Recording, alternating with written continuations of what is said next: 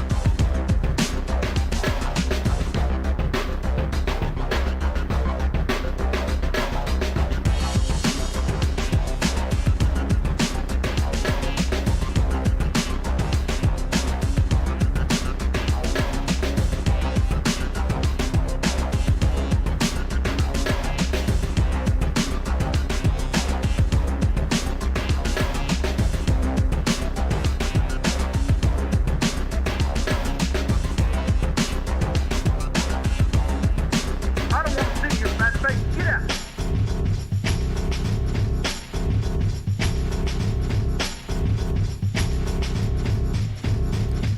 Well, welcome everybody to the Boxing Podcast. Broadcasting to you live from the True North. This is your host, Mr. BDA. And I sure am glad, that's right, that everybody could be on board for this one. Fellas, in this episode, we got a fantastic one for you. Sunday edition, so we gotta keep it clean, gotta keep it pure, gotta keep it pristine, that is. And like I said, we got a lot to get to. We had a lot of fights yesterday, a lot of drama outside the ring, a lot of he said, she said, the usual. So we're gonna deal with all of that. Oshaki Foster versus Raymond Ford, the return of Dimitri Bivol, Adam Azim making a statement on 140 pounds, and much more to come. Fellas, thank you for joining us, really appreciate it. Before we get down to the fun, you know the drill, we got to get the business out of the way. If you want to donate a couple of shekels our way, you're certainly welcome to do so with the Super Chat feature. You can also join the membership program. That way you get more bang for your buck. You can join us on Discord too for free if you want, for free. We got special content there already brewing up.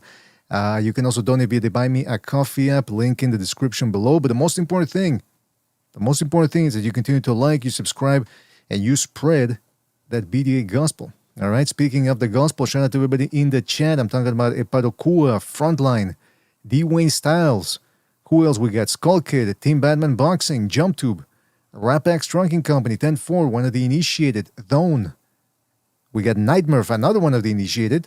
Jaime Raiden, shout out to him, Warp Speed, and many more people to come, I'm sure. Fellas, thank you for joining us, really appreciate it. Now, some of you might be wondering, hey, what's with the start time? Well, I got to tell you what's with the starting time. First of all, we didn't do a show all week. Things came up and we were working on some other things, and we just sort of let it lapse a little bit. Said, you know what, we'll cover things after the fight. Because usually we've noticed that when there's fights that aren't that big in terms of box office appeal, a lot of people don't have much to say about them. It's afterwards. That's when you can add some stuff to it. So we're certainly going to add some gravy to the mix in this one. So that's the reason. And as for the start time, I don't know if you guys noticed, but it's World Cup season. It's about to start. Not really season, but it's World Cup time. And right now they're playing international friendlies in preparation for the World Cup. And so there are some World Cup games, friendlies already taking place right now. And then later on in the evening, so I said, you know what, let's do a old school Sunday show at about the afternoon time here, Eastern time. And we'll see what happens. Trying out a new time again, going back to the afternoon schedule, as it were. Now, what else was I going to add? Oh, yeah, so don't forget to hit the like, really helps us out. And like I said, we got a lot to cover here. A lot to cover. First of all, I want to start off with the main fight yesterday. I think that's the one most of us were looking forward to, just to see what happens at 130 pounds. And that was Shakur Foster taking on Raymond Ford. WBC Junior Lightweight Crown. Okay, I thought he said Diamond Crown. Anyway, you know me, I don't pay attention too much to the belts, but it was a significant fight on 130 pounds.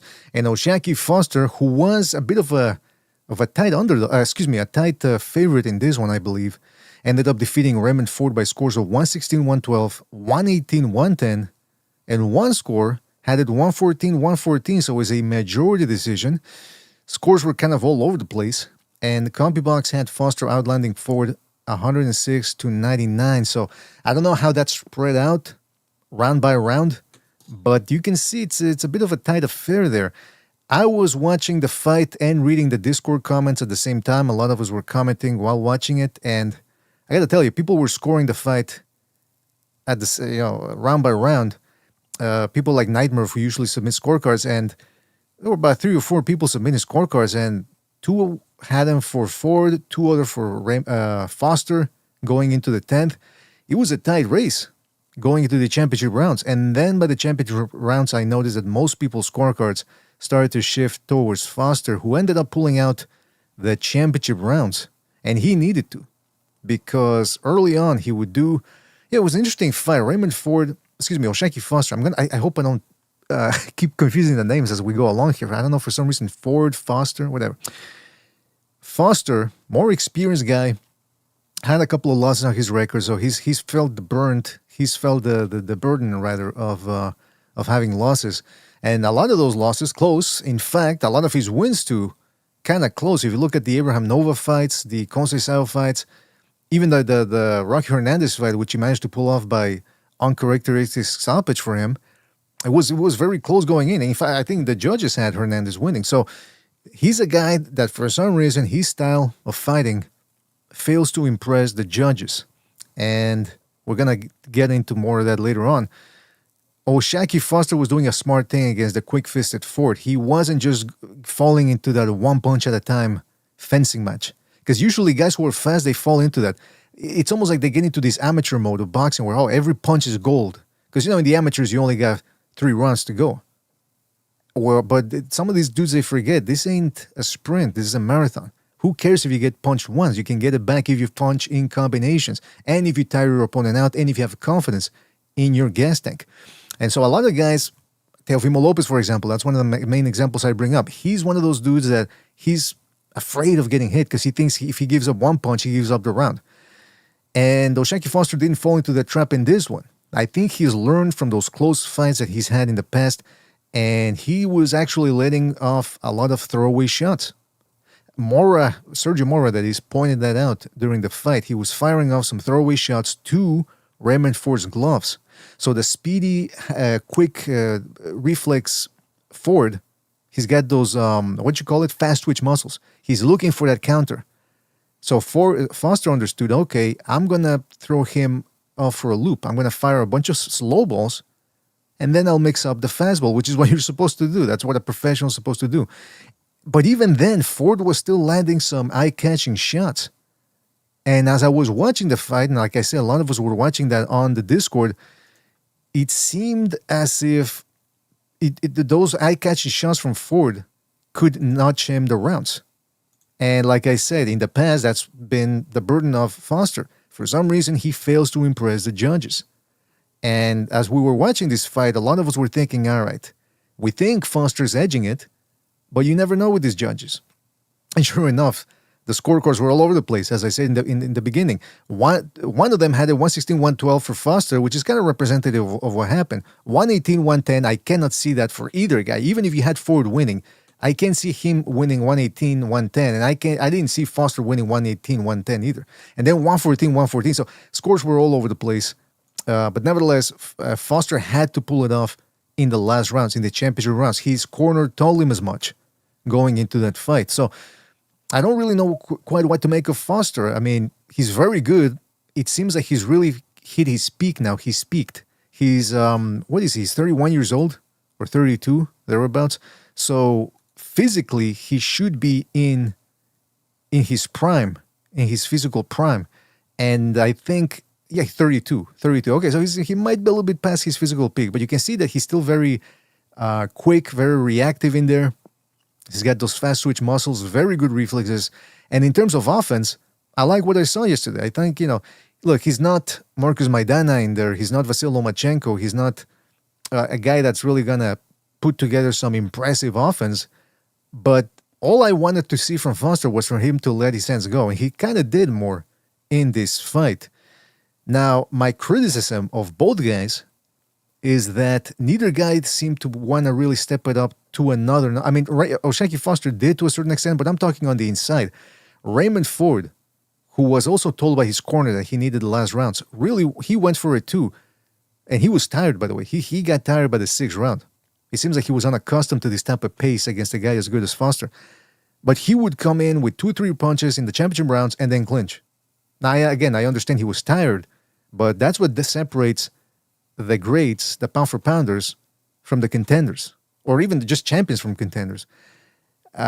Because Ford just didn't seem to be willing to fight on the inside, and Foster either. Whenever Ford would get past his jab or his range, Foster would just clinch, which is bizarre because when he fought Rocky Hernandez and he was losing that fight, and the referee told him, as most referees should, that he wasn't allowed to clinch, Foster had to fight, and what happened? He pulled off a stoppage win. But he just doesn't, he seems to be hardwired to clinch. A lot of these dudes, again, you look at these professional fighters and you think, oh, they ain't scared. How can you say they're scared? They ain't scared. Like, believe me, some of these dudes, they don't have the, the wherewithal or the willingness to fight on the inside. And here, neither guy wanted to do it. Now, I agree that it's easier said than done when you're tired. But like I said, that's what separates certain fighters from the rest of the pack. And neither one of these guys really seem to be wanting to go all out inside. Well, I'm not necessarily all out, but just working the inside. Be that as it may, it's a moot point because Foster did end up winning the fight. And 106, 199. I got to see the CompuBox numbers from round to round because the looking at the final CompuBox numbers doesn't really tell the story. Also, Foster, again, one of the big things going into this fight was there was bad blood.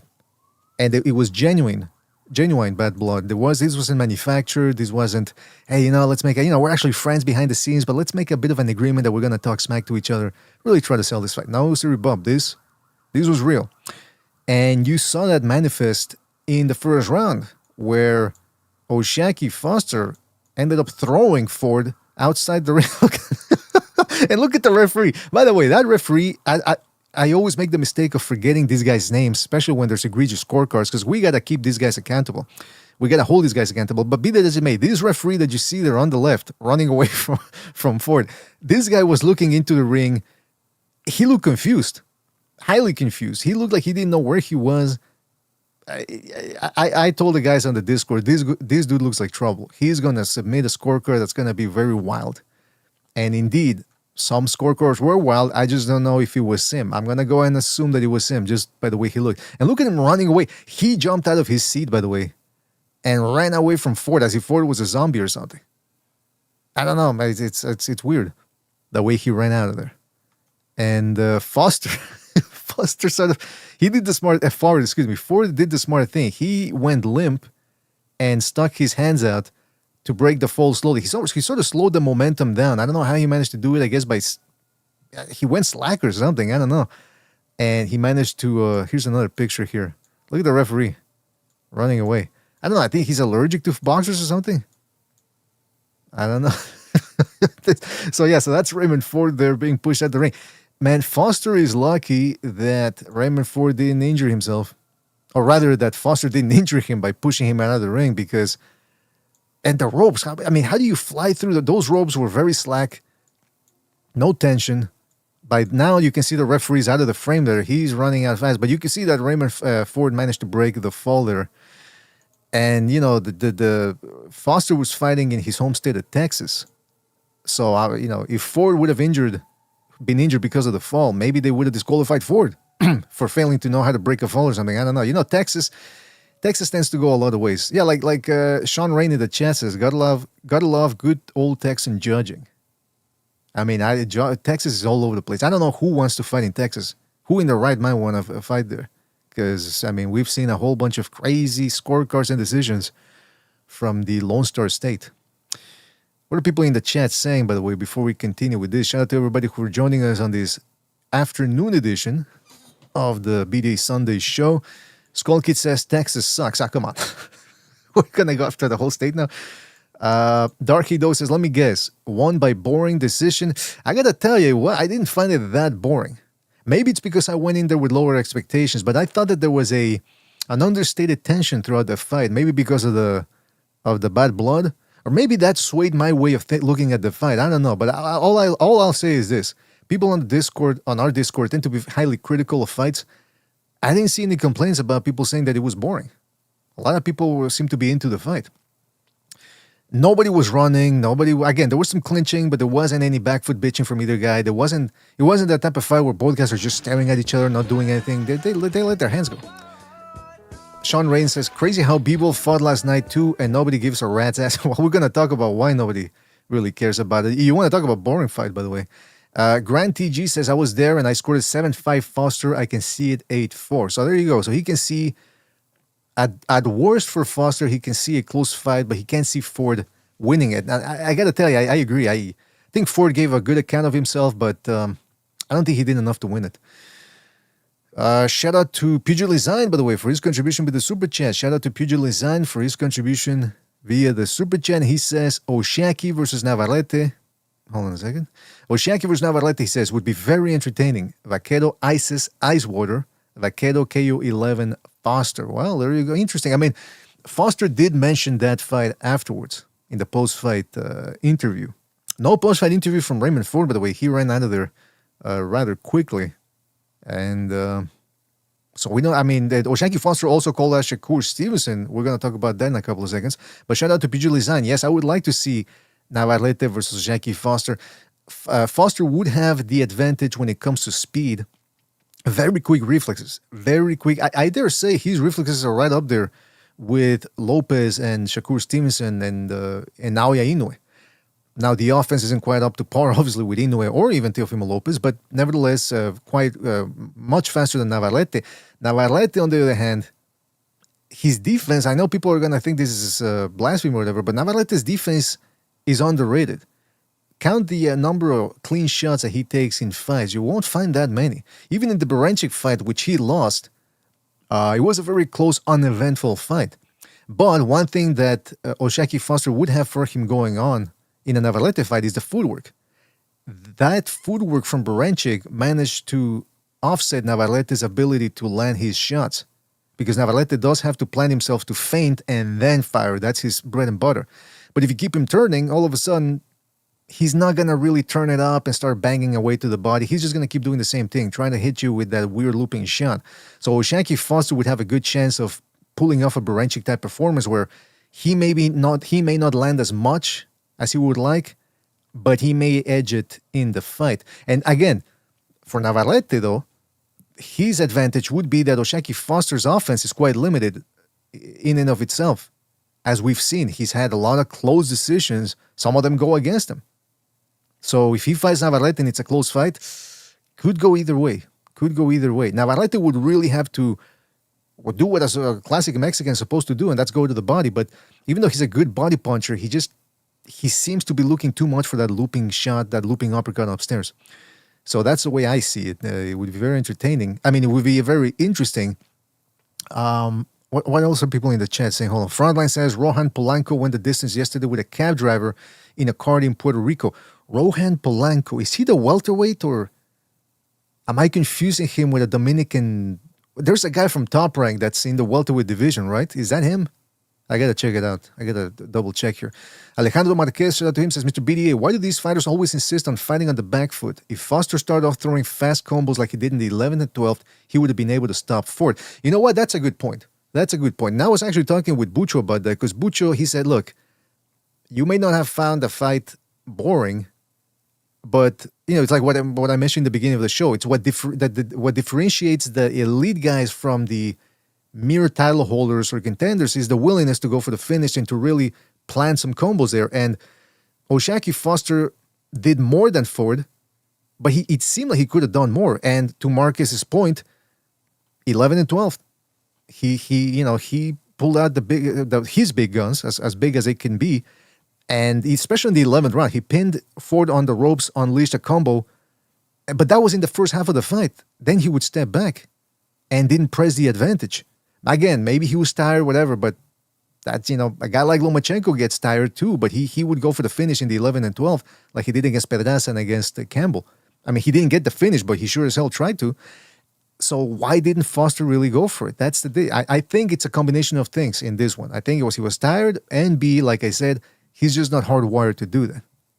And I understand what Marcus is saying, though. It's a good point. If he would have put on a little bit more moxie in those punches, maybe things could have gone a little bit more solidly for him. I mean, at the end of the day, he won the fight, but, like I said, I like what he did. He fought in a more aggressive fashion this fight, and yet even then, the one scorecard was 114-114. I tell you, the judges just aren't really all that impressed. And it's not for nothing, but he does have, in previous fights, not in this one, he fights a lot in the ass style. He'll be reticent to let his hands go, and on top of that, like he did in the Conceição fight in the first one, he leaps back instead of standing his ground and trying to counter. And when he does counter, it's one punch at a time. That's how he gets fights go against him. And, that type of style works. The ass style works, I've said it before, if you got the judges and the referees in your pocket, if the boxing machine, the apparatus, wants you to win. But if you're not that guy, if you don't have the backing of a Shakur Stevenson or a Devin Haney, you ain't getting the decision. And that's what we've seen with guys like O'Shaquie Foster. Right? He was going to lose the Rocky Hernandez fight. And by the way, how good is Rocky Hernandez? The fact that a lot of people are in disagreement with the judges in that fight. Like, how can Foster have been losing? He was getting outworked. And when Rocky Hernandez decided to back foot bitch in the certain rounds against Foster couldn't press. So that's exhibit B, C, D, whatever you want to call it. I don't know which one we're at now, of Foster just not being able to press. And that's a problem if he fights a guy like Shakur Stevenson. But we'll see about that. We'll see. We're going to get more on that, into that fight there, the Shakur Stevenson fight.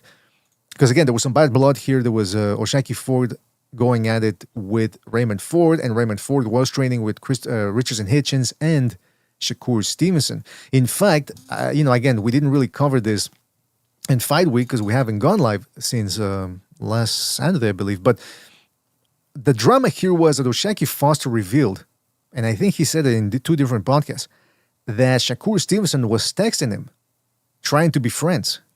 He's, trying to be friendly, like, hey, let's not, why are we beefing? Why be beefing? This ain't between you and me, this is between you and Ford, blah, blah, blah. But then O'Shaquie Foster said, well, wait a minute. The guy's in my DMs trying to be friendly, but then he's training Ford to beat me. So there's a bit of a dissonance going on here. And I think that's what sort of might have pissed Shakur Stevenson off, because I think Foster said, hey, I've uncovered your game. Now, Tim Bradley also came out before the fight, and he said, I don't know if this is true, I don't know where he heard this. He says that Foster, the time he sparred with Shakur Stevenson, actually got the best of Shakur Stevenson, and that's why Shakur Stevenson, again, this is Tim Bradley saying this, this is Mr. BDA saying this. Bradley says that Shakur Stevenson set up this fight in a lot of ways, this Ford versus Foster fight, to test out what Foster has against a southpaw, a quick southpaw, and on top of that, maybe he wanted Ford to beat Foster because Shakur Stevenson doesn't want to fight Foster, which we're gonna get into that about that later. Why that might not be such a good thing in the end, but that's what Tim Bradley was saying. So again, there was a lot of backstory to this fight, and so anyway, after the fight, O'Shaquie Foster called Shakur Stevenson onto the ring. And they went at it. Of course, Shakur Stevenson has a short fuse. He can't stand it when somebody calls him out, even if it's a guy that he wanted to be friends with. And again, I think maybe he might be a little bit pissed off that O'Shaquie Foster sort of uncovered his game and exposed his game of trying to be friends with everybody, or brothers, as IBFP likes to say. Let me play you the audio of this confrontation. Just a little bit.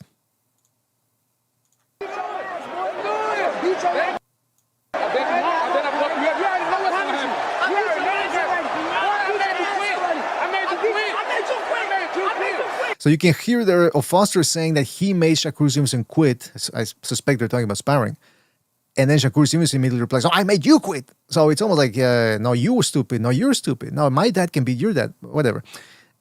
One thing that was interesting was that Shakur Stevenson at some point said, "On my daughter, you ain't all that," or something like that. "On my daughter, you soft," or something like that. I don't understand why Shakur Stevenson, this is the second time I've heard him swearing on family members. Which I don't know. Even if you're telling the truth or whatever, it's a bit of a dirty thing to be doing. I don't know. But anyway, that's Shakur Stevenson. Also, Shakur Stevenson, I don't know if you can hear it in this one. Let's see. Hold on.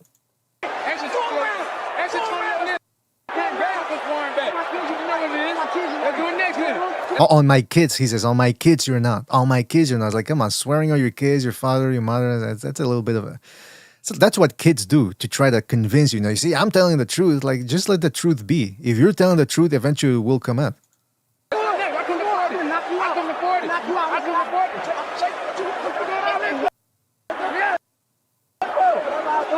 Anyway, Foster wanted to shake on it. He said, "Let's fight." He wanted to shake on it. Shakur Stevenson didn't want to.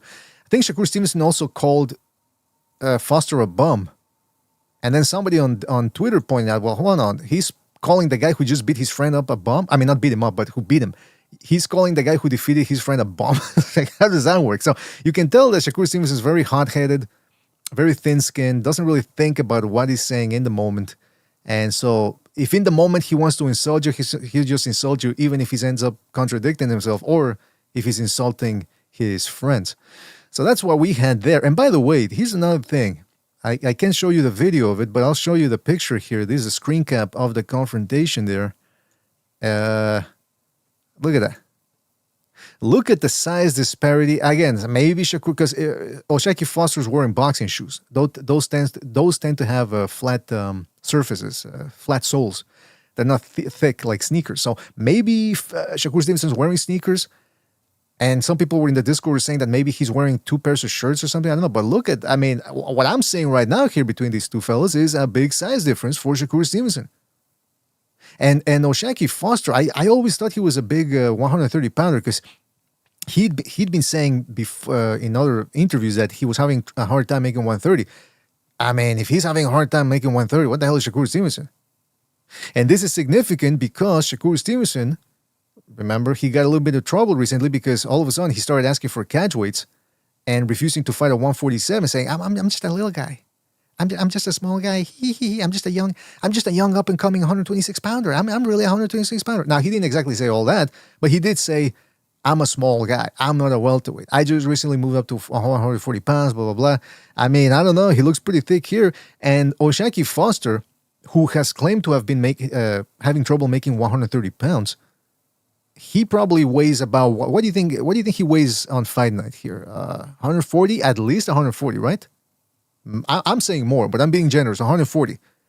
So if he's weighing 140 pounds an hour, thereabouts here, how big is Shakur Stevenson right now? Now remember, Shakur Stevenson works with Snack, and what does Snack do for their fighters? It's not just about making them faster and stronger and blah, blah, blah. Historically, the guys that they work with are guys that need to cut a lot of weight. Guys like Virgil Ortiz, Bam Rodriguez, Jaron Ennis, Terence Crawford, Devin Haney, and of course, Shakur Stevenson.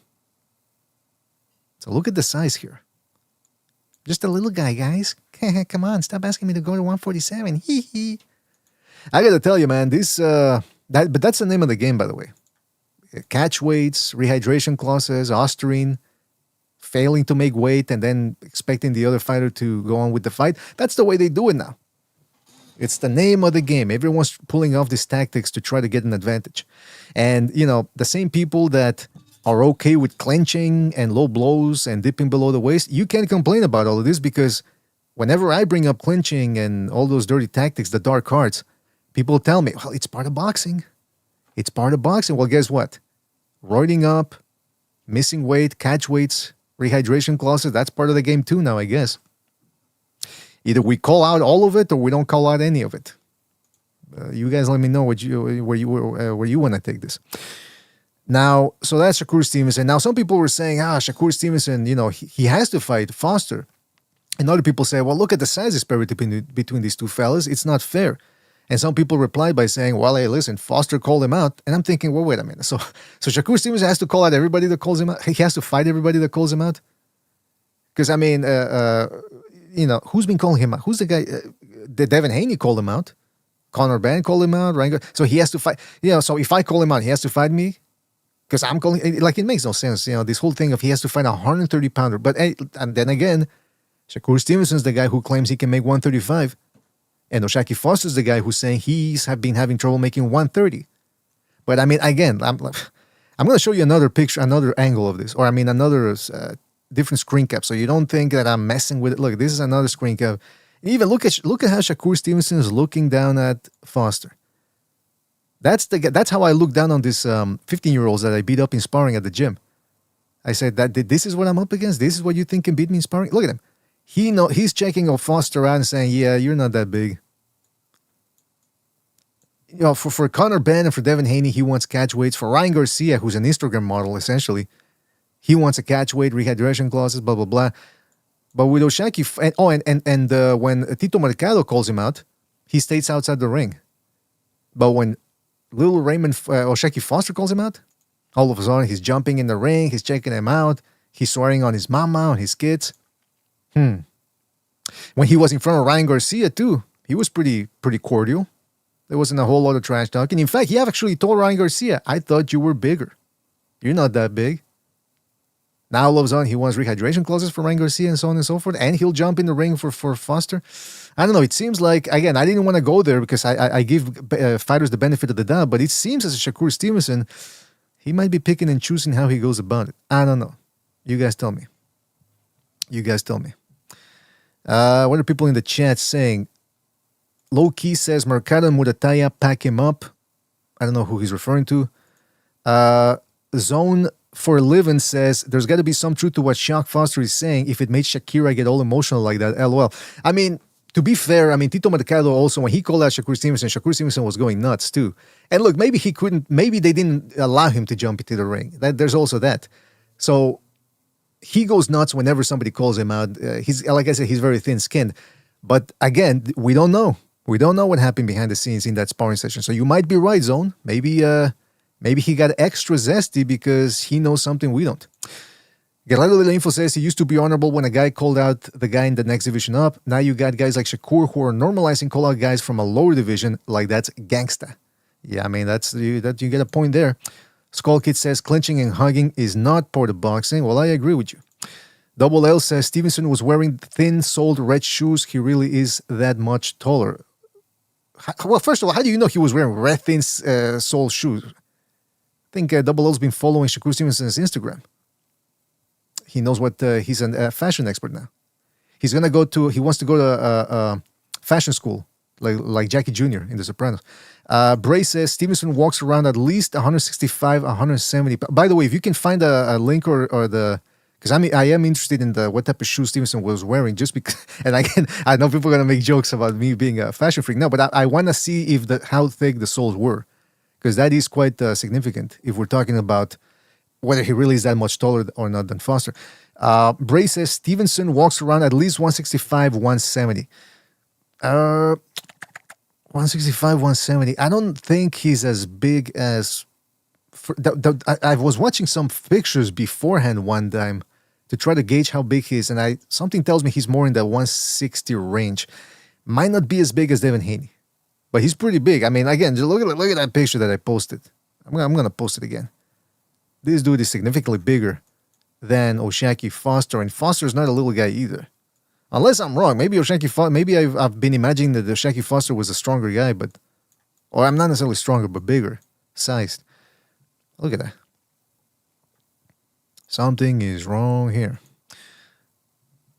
What else are people saying in the chat? Double L says that there's footage of him walking around the venue. Okay, I'm going to check that out. Loki says Shakur for sure walks around 170. And Parukua says all these dudes are weight bullies, Shakur, Bud, Benavidez. Yeah, and you know what's interesting? Because there's been a pushback now about the weight bullying thing. Because there's been people out there, interestingly enough, it's usually people who are boxers themselves. So they might be, they might have an agenda about why they're pushing for this. But they're saying that, well, I know, weight bullying, there's no such thing as weight bullying. There's no such thing as weight bullying because their argument is, if these guys are cutting 25 pounds more or less, thereabouts, then they're killing themselves to make that weight, and that negates the weight advantage they have on fight night. However, my riposte is they don't just have 24 hours to rehydrate. They got 36 hours now. Because remember, nowadays for these fights, they weigh in the morning, and then they have the ceremonial weigh-in in the afternoon, or maybe sometimes even in the evening. On top of that, you usually don't see... Can anyone tell me the last old weight bully they've ever seen or that they saw?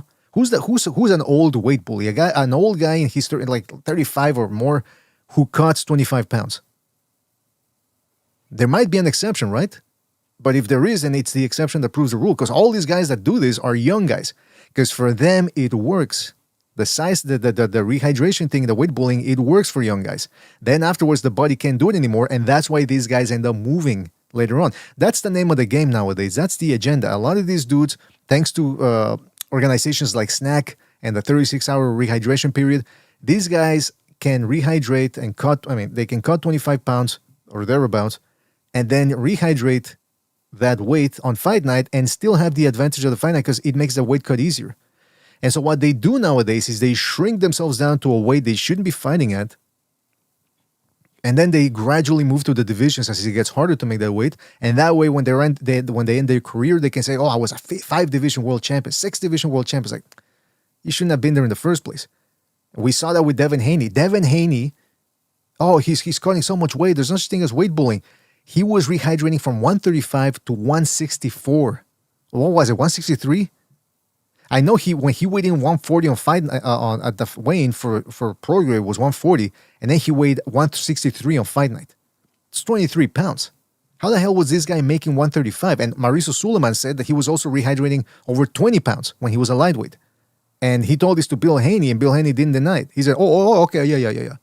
Because he thought he'd meant something else beforehand. So anyway, the point is, the weight bullying thing, there's no such thing as weight bullying. Yes, there is, because these guys have 36 hours to rehydrate, they get special supplements, and they do it when they're young. So there is an advantage of being a weight bully.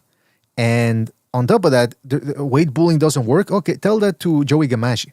When he fought Arturo Gatti at 140 pounds, Gamache rehydrated up to 140, I think, 140 something. Gatti was a middleweight in there, 160 something pounds, and he brutalized Gamache in there and ended up retiring poor Gamache. So you go tell him that weight bullying doesn't work. It's all a myth. Arturo Gatti, he killed himself to make weight. Yeah, didn't look like it when he was bouncing and rattling poor Gamache's head around side to side in that fight.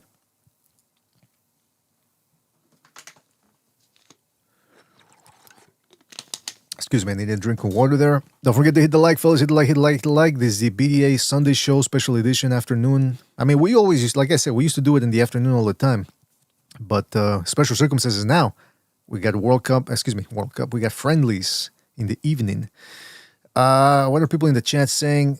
Round 1 says American Boxing 1 sub. Sean Rain says Victor Conte juice is a real thing. Abel says weight bullying and beating underdogs only. Mexican Boxing says talk Spanish, fake Mexican. I don't know what he's talking about. Rapax Ranking Company says Devin the pig. Devin the pig. All right. Zone says Devin Haney probably walks around 180. Remember, Haney rehydrated 25 pounds at 135. And this is ripped Devin Haney. Devin Haney walking around for sure 180, 190. Jeez Louise, 190? That's pretty big right there. Mexican Boxer says, I saw Edward Vasquez fight. He beat him better than Foster. Oh, talking about Vasquez beating Ford up. And he pushed him back, too, on top of that. He didn't just decision him. But then they didn't give him the decision. Because, judges, I don't know. Who knows what they want? They don't like it when Oshaki Foster boxes from the back foot. They don't like it when Edwin Vasquez pushes Ford back and out-hustles him, outworks him. I don't know. It's weird. Some of these judges are weird. So that's what we've got there. And by the way, look, listen, I know I was giving Shakur Stevenson a hard time here with the weight bullying tactics and him being undecided about where he wants to go. But Shakur Stevenson is a high-level technician when it comes to defense and being quite elusive. I still think he beats Tank Davis. And speaking of Tank Davis, if you want to be critical of Shakur Stevenson, fine. But at least he's been fighting often, and he just beat the 140-pound champion in Teofimo Lopez. Tank Davis, in comparison, hasn't done anything since last year when he had a controversial draw against Lamont Roach, who's a 130-pounder, by the way. But the Tank fans are still out there. They still believe in their man, which I guess if there's one thing you can appreciate is their undying, unwavering love for little Tank Davis. This guy on Twitter says, I got an active 100% Tank beating the... Hold on, where's my censor button? It's Sunday here. Hold on a second. There we go. I got an active 100% Tank beating the out of Shakur. I'm talking beating the fat out of that. He might go the distance, but an active Tank would beat the out of him. So notice the wording there, an active Tank Davis. So now if Tank Davis comes back and loses, it's because he was inactive. It's interesting because the Tank Davis fans, when Tank beat, Ryan Garcia, and Tank Davis put on a rehydration clause, a catch weight, and on top of that, he had spies in Ryan Garcia's camp. What did they say? No excuses. No excuses. So if Tank Davis were to fight Shakur Stevenson now and Shakur Stevenson beats him or anybody beats him, I want these people to keep it consistent. I don't want to hear excuses. Or we can agree that, a fighter can decide to fight even if he's injured or if he's compromised, and you give the other guy credit, you give the winner credit because, hey, listen, whether you were injured or not, you decided to fight, that's one thing. But to completely negate the fact that a guy might be injured, that a guy might be dehydrated or inactive and rusty, that's a completely different thing. So we just have to establish that right off the bat. Can we bring up external factors that may be affecting a fighter going to a fight, or do we just say no excuses? I'm just curious. But this is the type of thing we see from Tank Davis and that we've been seeing for a while now. Tank Davis fans would have you believe that he's only been fighting at 50% nowadays. When he fights guys, he doesn't throw a lot of punches, but if he wanted to, he could really turn it up. Well, how did that work out against Isaac Cruz or against Lamont Roach? What we see from a lot of these fans, and it's not just Tank Davis fans, it's from fanboys in general, but Tank Davis fans in particular, they tend to delve into what I've referred to as pugilistic erotica. Because the definition of erotica is something that's out there, something that's really supposed to elicit a physical excitement, but doesn't really exist in and of itself. In other words, you're reading erotica, you're not actually seeing what's supposed to excite you, but the mental picture that it allows you to form in your mind is what excites you. And that's what you see with a lot of these guys is, Shakur Stevenson beats everybody easy from 130 to 147. Well, he doesn't seem to think so. But these guys believe it, pugilistic erotica. Same thing with Tank Davis. If he really wanted to, a prime Tank Davis, he runs through everybody. He just demolishes them. No close fights. Yeah. Then when he fights Isaac Cruz and Lamont Roach, those fights are very, very, very close. Like I said, pugilistic erotica. All over the place. I see Frank in the chat says, salute BDA in the chat, hit the like mofo. Shout out to Frank Bay. Everybody go check out Frank Bay's channel. I started off the show by myself here because I'm not sure if people are going to jump in. But you know what I'm going to do? I'm going to invite a whole bunch of people now, see if they jump on, and if they want to comment on some of this stuff. We're just getting started, people. We haven't even scratched the surface yet. We're just getting started with a lot of the stuff we got to talk about, rather. There's a lot of stuff going on in the boxing world, so stay tuned for that. Don't forget to hit the like. And I'm stalling for time here a little bit because I'm trying to call people. Where's my group here? There's a group that I already had at the ready. Hold on a second. So like I said, don't forget to hit the like. Real helps out. You know what? I'm just going to have to create another group, I think, then. All right. I finally found it. Discord, that's the thing about Discord. You can't really organize and categorize a lot of your groups there. What else do we have here? Okay. Oh, by the way, okay, so in other news, speaking of uneventful fighters, Dimitri Bivol, the true light heavyweight king, light heavyweight champion. I have a hard time calling him light heavyweight king because he doesn't really fight. when you hear a king, you think, oh, he's the king. He dominates, right? Well, he dominates, but it's not exactly something that that causes a whole lot of excitement. You need a whole lot of pugilistic erotica to really get you excited about Dimitri Bivol. But be that as it may, he returned after a long layoff, year-long layoff, from also coming off back surgery to take on Michael Eifert. That's how I'm gonna pronounce the name. By the way, if people think, why were you pronouncing that? I think it's Eifert, because Bray pointed out on the Discord, and this was true, I think, that the zone commentators kept referring to Eifert as Eifart. And I understand, I would, when I was hearing the name in my head too, when I was reading it beforehand, I thought you would pronounce it the same way, but it sounds too weird. I mean, might as well call him shit. You know what I mean? So I'm just gonna go with the German pronunciation, which I suspect might be something like Eifert. Michael Eifert. That's how Germans talk, by the way. I don't know why. Germans have two types of voices. They got the Eichen deep voice, or they got the Nazi propaganda voice like that. I don't know why. There's only two voices.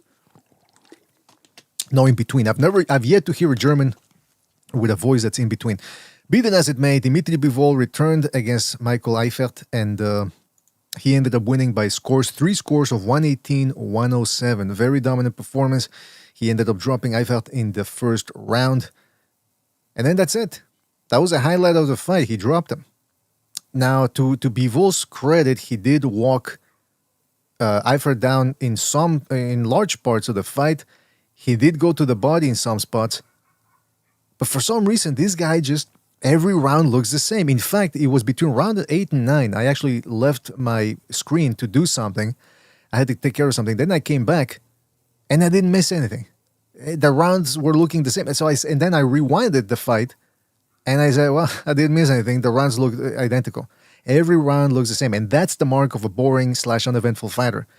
When you fast forward from round 1 to 6 or 5, or pick whichever run you want, they all look the same. There's no ebb and flow. There's no excitement. And again, Bivol, like Shakur Stevenson, high-level technicians, blah, blah, blah.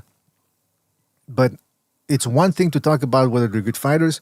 It's a different thing to talk about whether they're exciting fighters. And why is this significant with Bivol? Because some people could come out and say, well, isn't winning enough? Isn't winning what matters? Yeah, if you just want to be a high-level athlete, that's fine. But if you want to make big money, big bucks, you got to show a little something more. And the problem with Bivol is, what was the problem in the Beterbiev fight? Why didn't we get the Beterbiev fight sooner? Because both guys wanted a lot of money, which is understandable. They were the top two fighters in the game, two of the most dominant fighters in the game. I mean, maybe the dossier wasn't quite up there to be number one yet, or to usurp guys like Usyk, Inoue, or Canelo. But in terms of dominance, neither of these guys had ever come close to losing. So I understand why they wanted big money to fight each other. But neither guy was a big draw. And that's, now hopefully you see where I'm going with this. Bivol wants big money. He wants to get paid. But you're not entertaining Bivol. His fights look the same. And the most frustrating thing is, I give him credit for trying and really trying to walk certain opponents down. But even then, he's not stopping them. And that makes it worse than a guy like Devin Haney. Jack Catterall's in the same boat as Dimitri Bivol, because they drop guys. They show the them.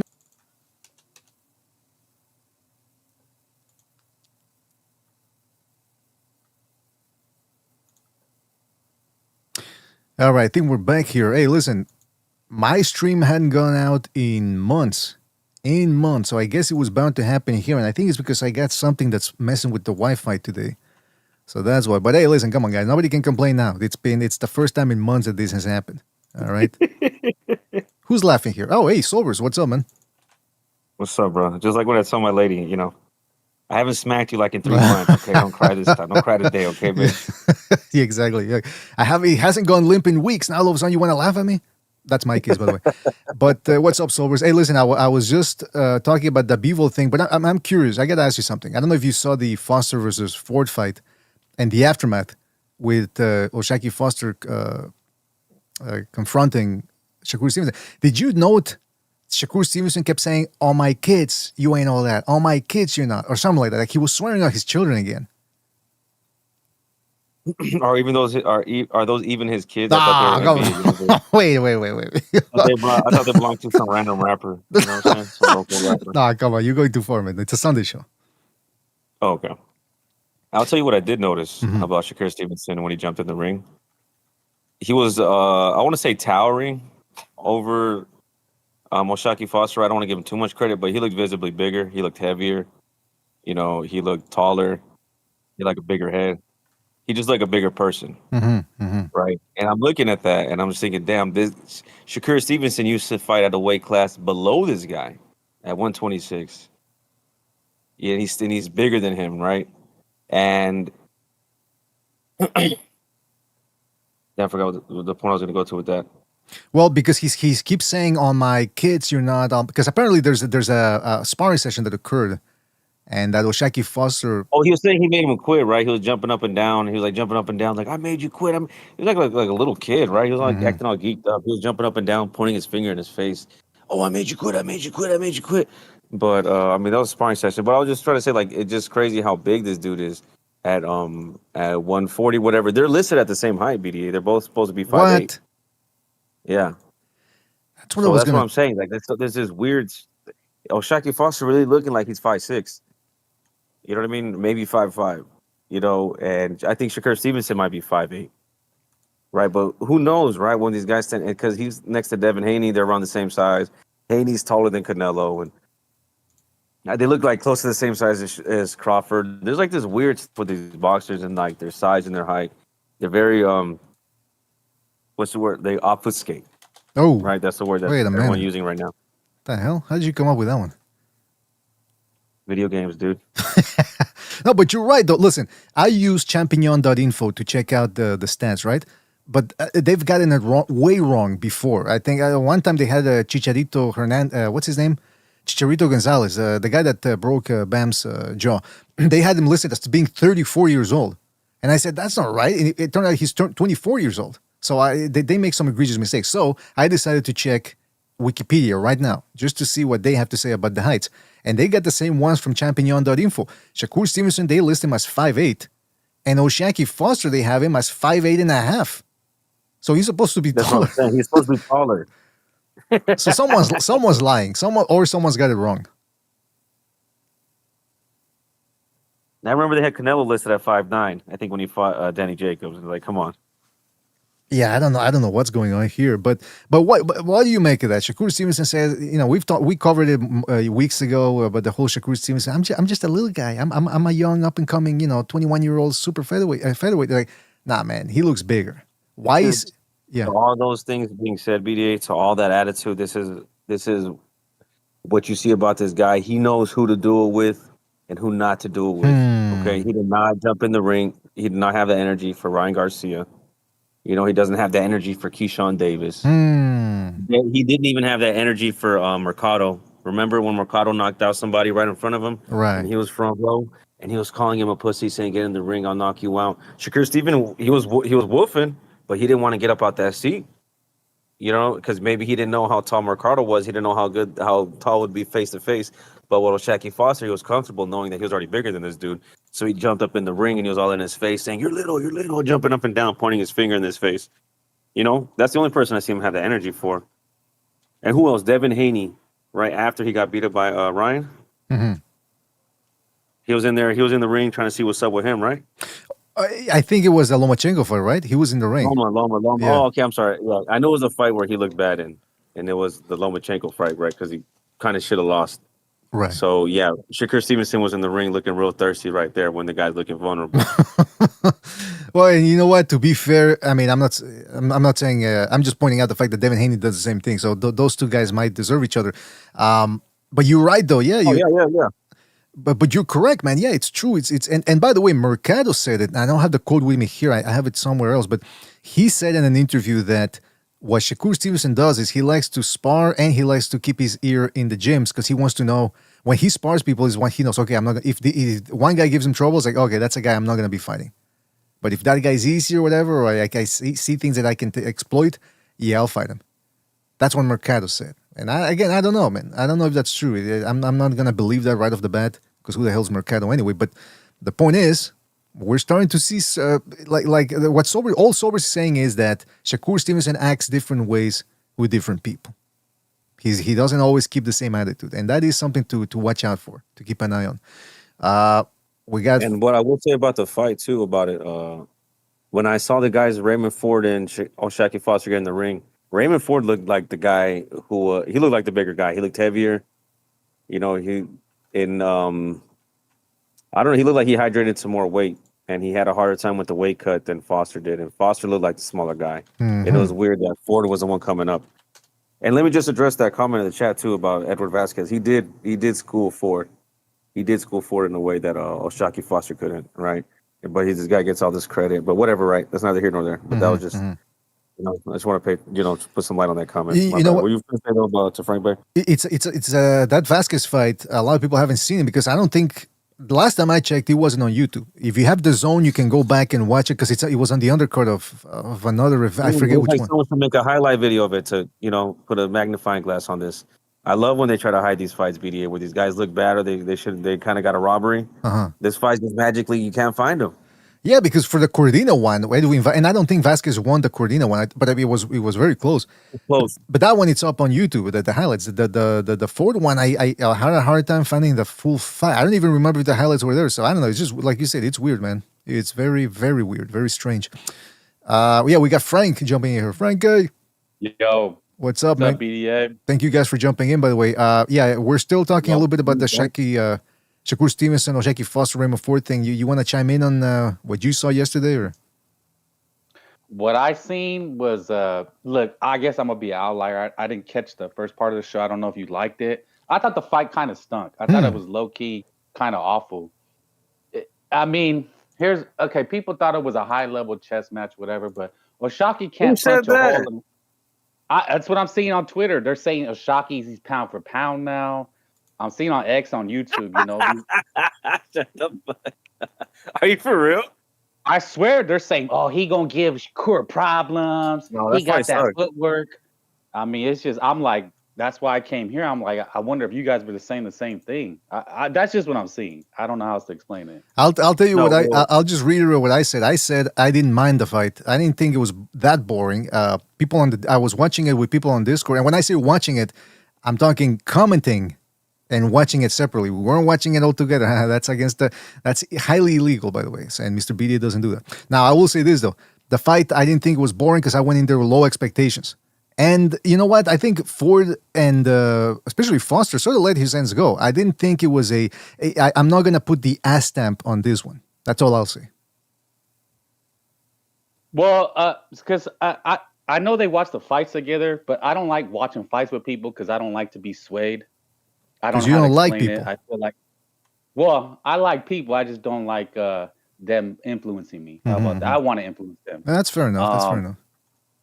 So I'm watching it. I didn't see anything. I just seen one guy, Ford, look listless.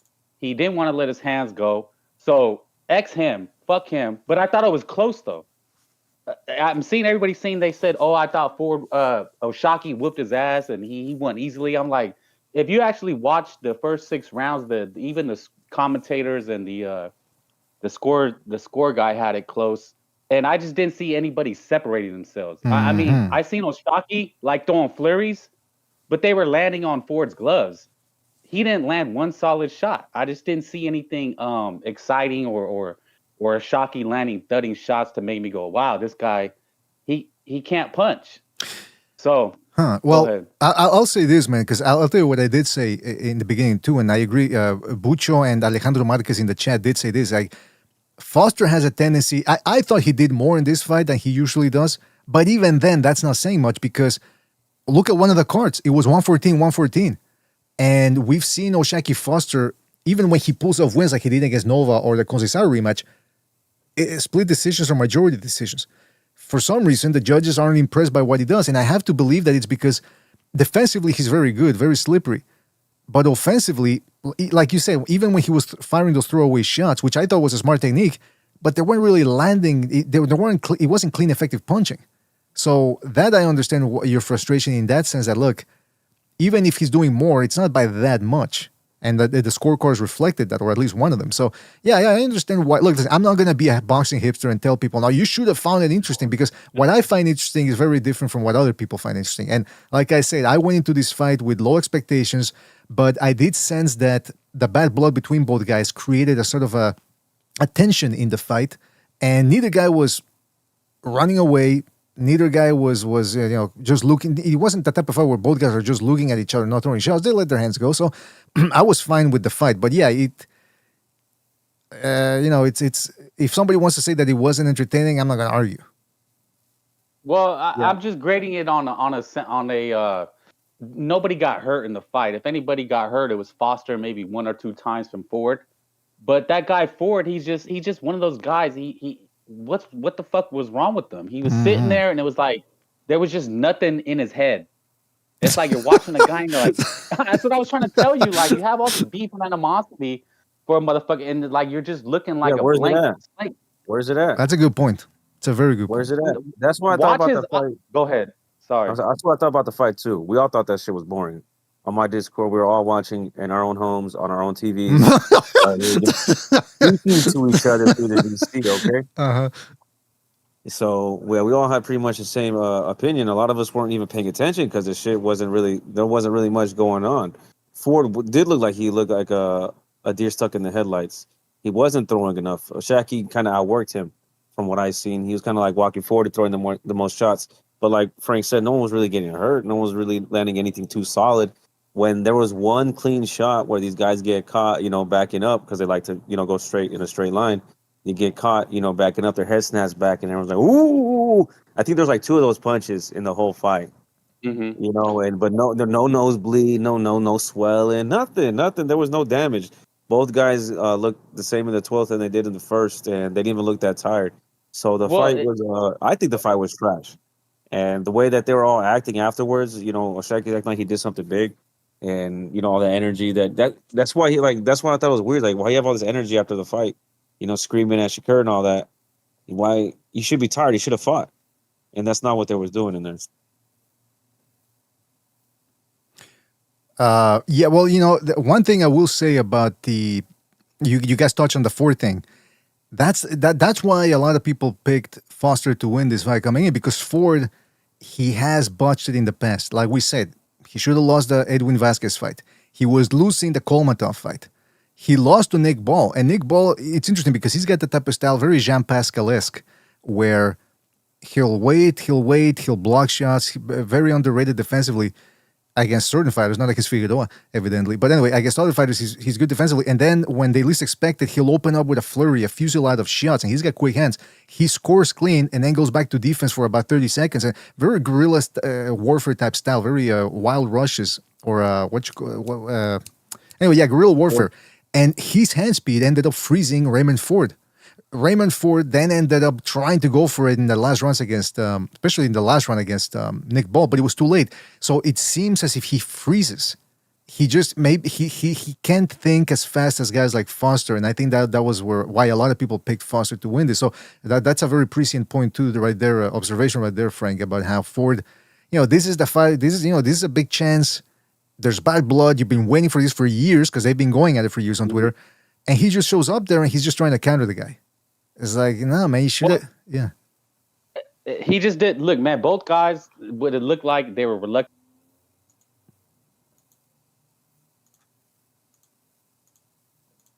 Out, right? Yeah. Are we back? Yes, we're back. Sorry about that. Okay. Sober was saying how he hates black boxers. Sorry, so go ahead. Come on. Look. So I just seen why the whole point of this whole little fake manufactured beef just started. Wait a minute. We've been clowning on Shakur Stevenson for like a couple months now, right? Not just us, other people on Twitter. He's been getting it on Twitter too. You're scared of Keyshawn Davis. You're scared of Gervonta Davis. You won't fight. Basically you won't fight any other black dudes, right? And now here he is picking a fight with the dude 2 weight classes below him. A guy who's been in prison. One of these hood cats. He's a champion. He's having fights with, other guys, and he's going to say he's going to have it. He would easily beat him, right? If they fought, he would easily beat O'Shaquie Foster. But then he would turn around and say, see, I'm not scared of nobody. I'm not scared of no Davis, no Keyshawn. I'll fight anybody, right? And he was like, kind of like they were doing against Canelo when he was like, you won't fight a Mexican in Benavidez? Ha, ha, ha, ha. You know what I'm saying? And he's like, oh, well, I'll fight Munguia. So, and then, and now simultaneously, not only doing that, BDA, right? simultaneously taking the spotlight from a Mexican in Emmanuel Navarrete, who Oshaki Foster should be fighting next. He should not be calling out someone 2 weight classes above him. It's a good point. That's a good point. And then on top of that, we get the evidence here of Shakur Stevenson looking way bigger than Oshaki Foster. Frank, I don't think we heard you commenting on this, but what about that confrontation that happened and the fact that Shakur Stevenson seems to be more reserved when he's in front of a guy like Ryan Garcia or even his friend Keyshawn Davis when it comes to a potential fight between him and those guys, but then he'll be barking and trying to size up a smaller guy in Oshaki Foster. Yeah, Sobers hit the nail on the head. I think this is all rat beef. These guys, Nothing. like It's Nathan. they're behind the scenes like, yeah, man, come in, we gonna do this, whoop diddy whooped, and it's all fake. We gonna rob the bank. We gonna rob the bank. We ain't even gonna hit each other hard. Look. Foster and Ford. We ain't even gonna hit each other hard. You know what I'm saying? Like that was a hard sparring match. You know what? Yeah, and you know why? Because they kept winking and smiling. They all do the same shit, and everybody goes, "Oh shit, man! He about to look at. He's smiling. He love it. Like, oh my god, it's just, it just. I don't know how to explain it, bro. It just, I'm like, what am I watching? I'm watching a theater. You guys might be onto something here. You might be onto something. Very compelling argument, if I may say so myself. I just want to tell the people out there, don't forget to hit the like, really helps us out. Apologize for the internet issues here. I don't know what's going on, but we should be back. And if it happens again, just refresh your stream. Wait a couple of seconds and then refresh your stream, and we should be golden. Golden, I say. Now, like I said, just going quickly through this, Dimitri Bivol ended up returning yesterday. He beat Michael Eifert by 3 scorecards, wide scorecards. Ended up dropping him the first round, but couldn't stop him. Guys, what is your like I said with the Foster Ford match? I went in there with low expectations so that I wouldn't be completely bored, and I did the same thing with Bivol. But what's your benchmark for a guy like Bivol? Should he be taking out guys the level of Michael Eifert? 100%. I mean, I don't give a fuck about his injury. Oh. I'll be honest. I didn't even watch it. I know it's a Sunday stream, but that shit, I don't know. All that that Shakur shit pisses me off. Watch boxing, like these guys. But I'll hold it. Fuck it. I'll Bivol. Yeah, man, you get a tune-up. Nobody heard of this guy. Look, I'll be honest. I'm not gonna waste a Saturday afternoon to watch Eifert Bivol. I'll sit if I'm home, but yeah, he should. People hold this guy that he's pound for pound, he's elite, and I get it, but you're only as good as your last fight. So if nobody's talking about it, then that's a bad sign. Yeah, I mean, to a certain extent, like I said, I went in with the Bivol fight, low expectations. So I didn't have to get up and do other stuff in between because like I said, after round 4, you're like, all right, you're not gonna miss anything. But now the big question is, at 35, he didn't seem to miss too much of a step. He did seem a tad slower. But now the question is, after this whole injury and the layoff, he shook off the rust now. I mean, come on, he got 12 rounds. He must have shaken the rust off. What about a potential Benavidez fight, and how does that go? That's more theater, BDA. That shit's not going to happen. Everything I'm seeing on the internet, it's just more theater, man. Us boxing fans, we get played. And we argue amongst each other. And all these motherfuckers are just playing everybody. I gotta tell you, I don't like this new conspiratorial Frank Bay here. I mean, he's he's raining on my parade. I want to see that fight, but yeah, no, we're gonna talk about the Benavidez thing because that blew up a couple of days ago. So you know what I'm saying. Yeah, we got to comment on that. So, but before we do that, I also want to talk about the guy who might have stolen the show on Saturday, and that is 140-pound prospect Adam Azim, who took on the very tough, always tough Steve Claggett from Canada, my neck of the woods. I mean, he's from British Columbia, but I think he's been in Quebec for a while, or at least has fun in Quebec a bunch of times. Be it as it may, Adam Azim ended up stomping him in the 3rd round. It was an entertaining fight for as long as it went. Claggett didn't have the firepower that Azim had, but he did try. He landed a whole bunch of shots, but Azim, just too strong, ended up dropping him, and then I think he stunned him in the 3rd. I think that the knockdown was in the 2nd round. Then he stunned him in the 3rd, and just a volley ended up finishing it. Claggett was bleeding from the 1st round on, I believe. And Adam Azim looking very good. I'll tell you what, man. The good thing about Azim is I like the fact that he lets his hands go. He's got firepower. He's athletic. So that's what he's got going for him. Not only does he hit hard, but he's fast too on top of that.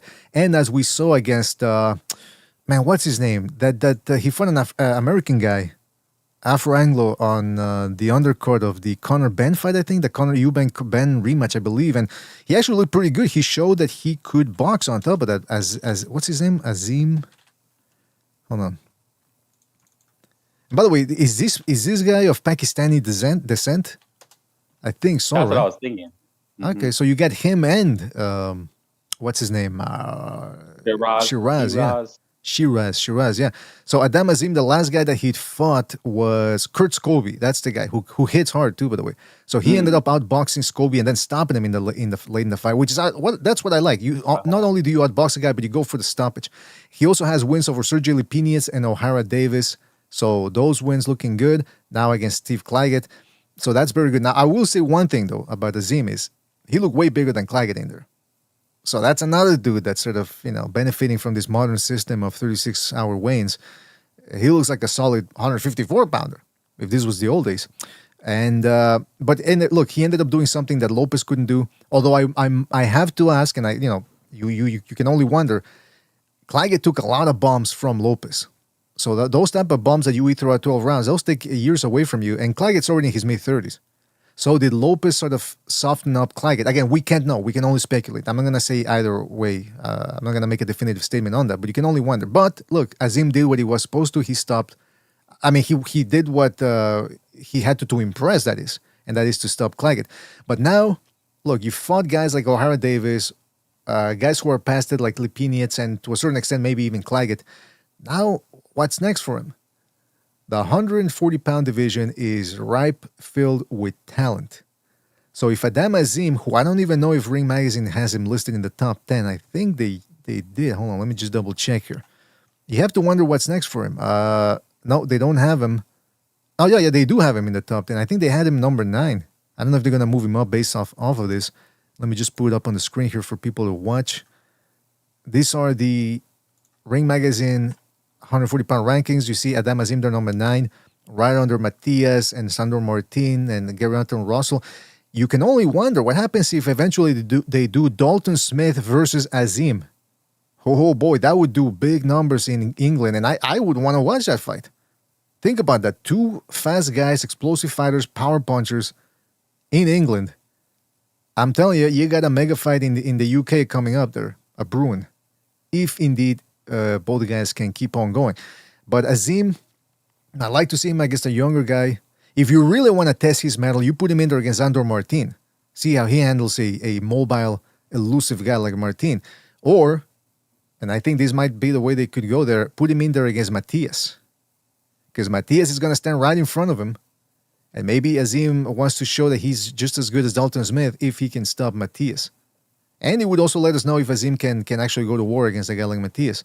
He did pretty well against a guy like Claggett yesterday, who also brought the fight, but Claggett isn't as strong, durable as Matias is. So that was Adam Azim right there, winning that fight. Might have stolen the show on Saturday, as I said. What else we got here? Hold on a second. I gotta refresh the chat here. But yeah, so that was it. So now here's what's going on here. This is the big news. Opetaia recently said that he wants to fight David Benavidez. He said that on May the 27th. Then, and this really caused a storm, Benavidez recently came out and said, and I got to find that quote, by the way, but he said that Opetaia doesn't really have anything for him, belt-wise. He's talking about the belts. And then, and this really caused quite a stir on social media, Lance Pogmeyer, writing for Boxing Scene, wrote an article saying that Opetaia and Noel Mikhailian, who has a belt at cruiserweight, were looking to finalize a fight.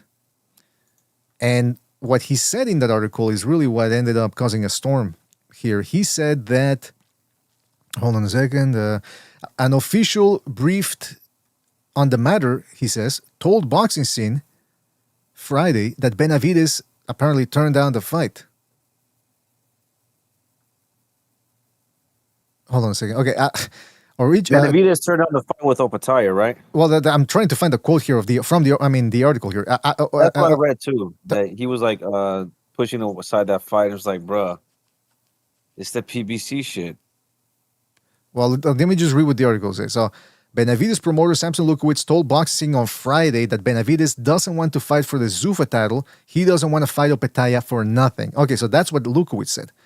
And then he says that a boxing official familiar with the official negotiations said Benavidez' core promoter, Premier BLC Champions, was simultaneously working to offer Mikhailian a fight. But hold on. What the hell is going on here? Did they edit the article?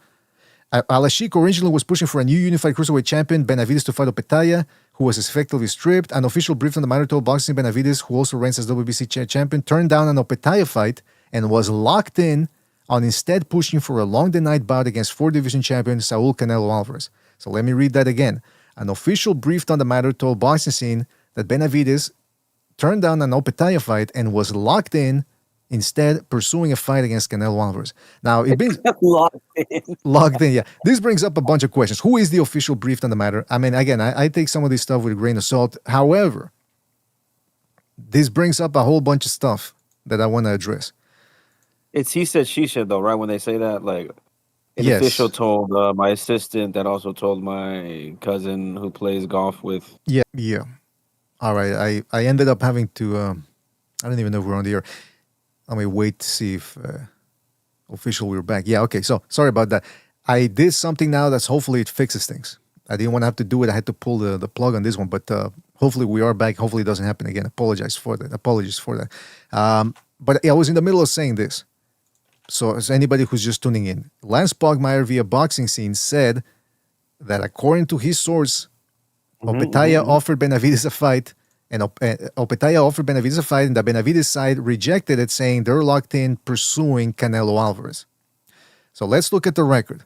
Benavidez, when Caleb Plant had a title at 168, didn't want to fight him. And I forget about the exact timeline, but I think this was pre-Canelo, pre-Plant Canelo. Then when they actually did negotiate with Canelo, and I think this was 2024, early 24 or late 2023, or thereabouts, when Canelo was still with the zone, the Benavidez side starts asking for TV rights. So I think that let the Canelo side know, okay, this guy, what the hell are they doing? They're making demands. So that sort of put a kibosh on the whole thing. Then we got Benavidez moving up to light heavyweight, saying he doesn't want to interfere with the Bivol Beterbiev fight. But then, and remember, the WBC gave him an extension saying, okay, do you want to stay at 168 or you want to move to 175? They actually gave him an extension to see what he wanted to do. So after saying, I'm not going to push, I don't want to interfere with the Bivol Beterbiev fight, he does end up interfering, and they give him a belt without him having to fight any of the top two guys in Beterbiev and Bivol. Then he moves up to 200 pounds, saying, nobody wants to fight me. Meanwhile, the champ in the division is calling him out. Instead, he fights Zurdo. Now he's saying he wants to go back to 175. Then he says, well, I want to fight Bivol, but we can do it at a catch weight. Then his promoter says, now he's saying, well, we don't want to fight Opetaia because Opetaia doesn't bring anything to the table in terms of belts. And he starts deriding the Zuffa belt as the Zuffa, but we're not going to fight for that.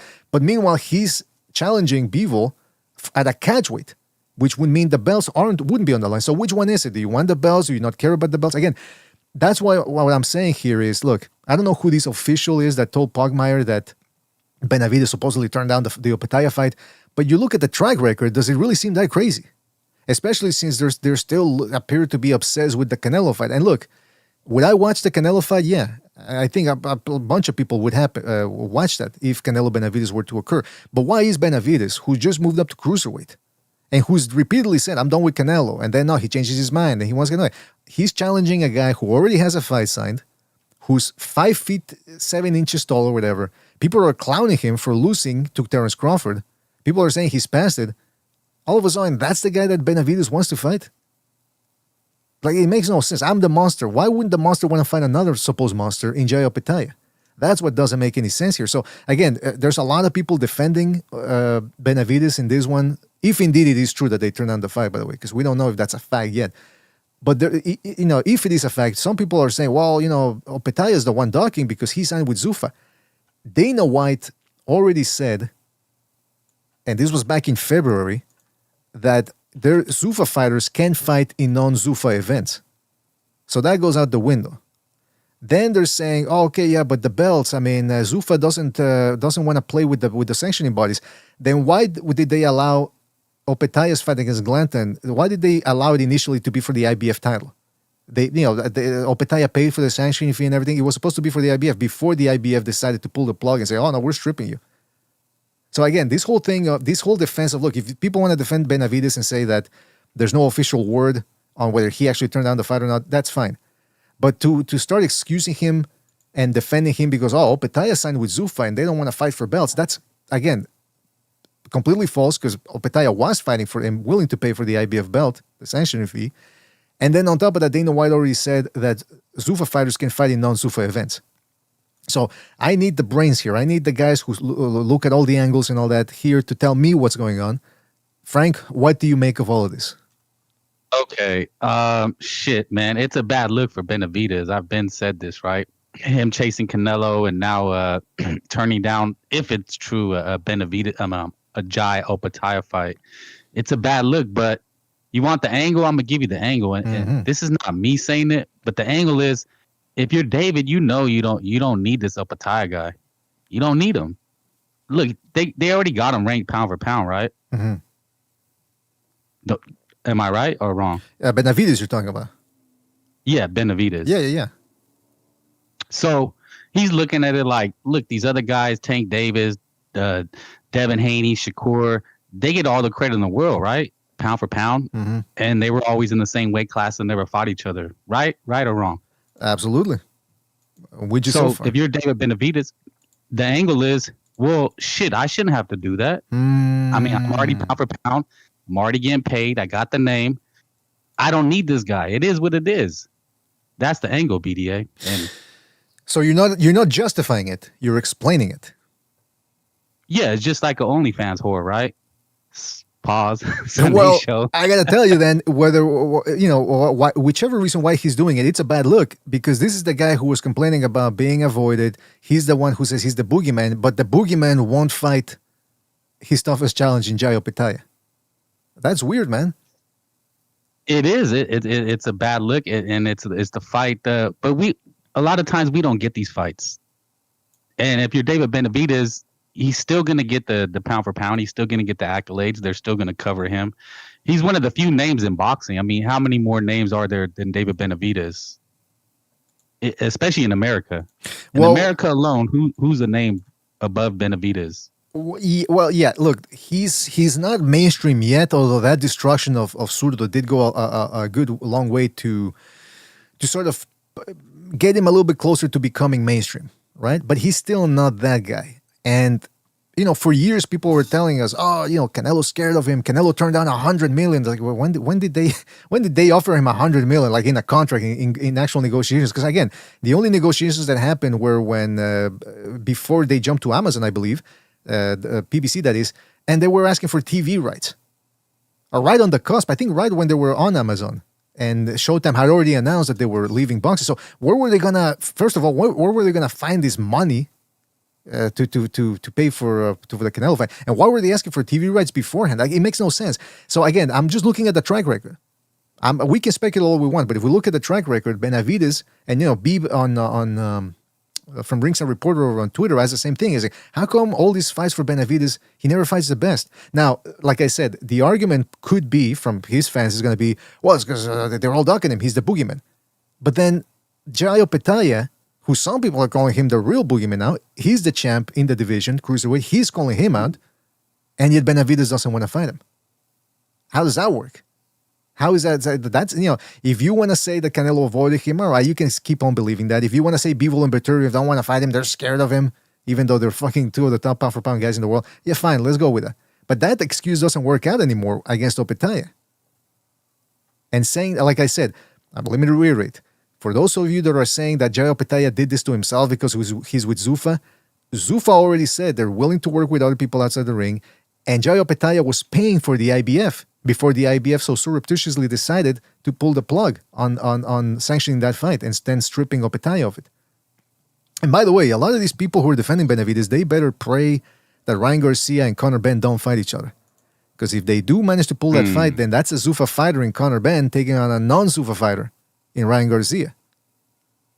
It just, it's disappointing, Frank, because David Benavidez is the type of guy that he's must-see TV. He's been sparring everybody since he was a kid, a little fat butterball. But I think, you know what? I hate to say it, but I used to only blame his handlers for this, Samson Lukowicz and all that. But here, he seems to be complicit in this. Like, he knows Jai Opetaia is a good fighter. He knows it's a dangerous fight.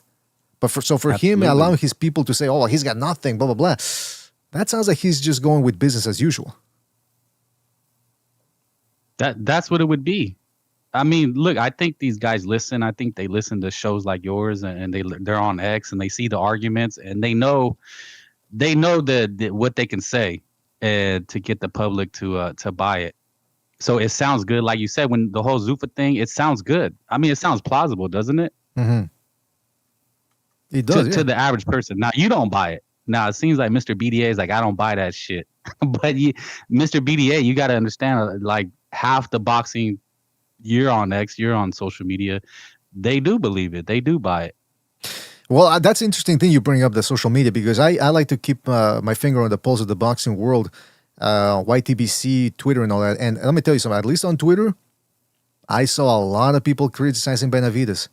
And I didn't see that many people defending him. And the only people that were defending him were the ones that were, like I said, they're bringing up the Zuffa defense. It's like, oh, Opetaia signed with Zuffa. And even they don't see, once people press him on it, they start swerving that and they go into something else. That's why I don't even argue with people on Twitter or even on Discord. Anything that requires typing, I'd rather people call in and give us their thoughts on it. I might open up the phone lines right now just to see if people can call in and let us know what's going on. Because, again, Benavidez, before it was, Benavidez Senior says, oh, Opetaia, he gets hit, he gets hurt in every fight, which is objectively false, by the way. And now Samson Lukowicz is saying, well, he doesn't have anything for us. Well, he's the champion in the division. And then, by the way, that brings up another point. Why are these people so obsessed with the belts? They need to stop this whole shit of, even Opetaia too, though. He's guilty of that too. I want to be undisputed cruiserweight. Why? What makes it so impressive for you to collect 4 belts? You got to pay for those stuff, for that stuff on top of it. The same people that can pull the plug on you whenever they want, if they do something that they dislike, you want to pay for those? Oh, it's about the prestige. What prestige? The prestige of being corrupt organizations? That's the prestige that you're looking for? This ain't the 1950s, 60s anymore. Those belts, it's been about over half a century, let's put it, of them just diluting the worth of those belts. And I've been trying to say this for decades now, but people just don't want to listen. Screw the belts. Jai Opetaia is objectively the best guy in the cruiserweight division that Benavidez should be fighting. But he doesn't want to, because what are the excuses? He gets hit too much, he gets hurt in every fight, he doesn't bring any straps, any dirty straps to the table. That's why you won't fight him. But you'll fight Bivol, but you'll fight Bivol for no belts though. At a catchweight. It's like, it makes no sense. Nothing is making sense of what they're saying. They're playing the game. It's a game. This is that boxing game, the politics. Because it looked like the interesting thing is they said that the WBC mandated Mikhailian. Is that how you say his name? I think Mikhailian. I don't. We need Gypsy. He's a meaning guy to tell us, but yeah. So I know you said belts don't matter, but in a situation like this, Mikhailian, who the fuck is that guy? Mm-hmm. And he's getting the shot. Now he's the prom. The hot prom date, right? She's ugly, but their dad is rich. Uh-huh. So now they both want her. Opetaia is fighting over her. Benavidez is fighting over her, and then the WBC comes in and rules against basically trying to undercut Opetaia. So this is the boxing game, and that's why they should listen to you and sometimes me to break it down. What's really going on. You know what? You bring up a good point, because that's the other side of the coin. I say the belts don't matter when I say the belts don't matter, I say the belts don't matter because they don't have the worth. This magical, mythical worth that these fighters put onto them, they don't matter. I don't care if a guy has a belt. To me, if a guy is good on whether he's the opposition he's fighting, not whether he has a belt around his waist or not. But I do agree that the other side of the coin, the reality is that for a lot of these guys, like Frank is saying, the belts matter, because take a look at a guy like Mikhailian. He wouldn't really be getting in contention for any of these fights, because now Benavidez wants him too, apparently, if he didn't have a belt. So the belts matter. The belts matter because it's business. The TV people, they want belts so that they can advertise an upcoming fight as a championship fight. That way you get more people watching. Promoters, same thing. Fighters, same thing. Because not only they're brainwashed into thinking that the belts somehow make you better, but also it might get them paid more. Like I said, Caleb Plant had a belt. He got him the Canelo fight. Because Canelo, another fighter obsessed with the belts, he wanted all the belts at 168. Same thing. So Frank is absolutely right. But what I'm saying is, in my magical perfect world, people should just tell the belts, the organization, to go screw themselves. Because look at what they do to you. They can strip you whenever they want. Look at Shakur Foster versus Raymond Ford. I mean, not Raymond Ford. Shakur Foster versus Stephen Fulton. Fulton fails to make weight, and the WBC out of nowhere goes, we'll still sanction the fight. If Stephen Fulton can still win the fight, the belt, if he wins the fight. I mean, since when do you fail to make weight and then you're still in contention for the fight, for the belt, if you win the fight? They just make and break the rules whenever they want. They create new belts whenever they want, if it suits them. Now now apparently they're pressing Mikaelian to defend against Benavidez for some sort of unification fight. Well, since when does the WBC want unification fights? Usually these that was the nugget, the devil in the details, where people are pointing out is that since when have they done something like that? He's a champion. Benavidez is he a interim, a mandatory? He's not. I don't think he's any of those. And usually, they don't go that route. But for this, they just jumped in to prevent the boxing game. Yeah. The whole the WBC mandating Mikaelian, and then I'm seeing that they haven't done anything like that before to prevent the Opetaia fight, basically. Yeah. If he proceeds with that, then they're gonna strip him. So that fight becomes meaningless. Yeah, but even then, I mean, let's see. That's the thing. Like I said, Opetaia is in the same boat. Like, he wants undisputed, blah blah blah. He wants all the belts. But that's like you said, the devil in the details is the fact that he was still willing to pay for the IBF belt. So that throws a whole contradiction in when people say, well, Zuffa doesn't care about the belts. That's why Benavidez shouldn't fight Opetaia, because they're against the belts. And we've already established Opetaia is for the belts and Zuffa is okay with that.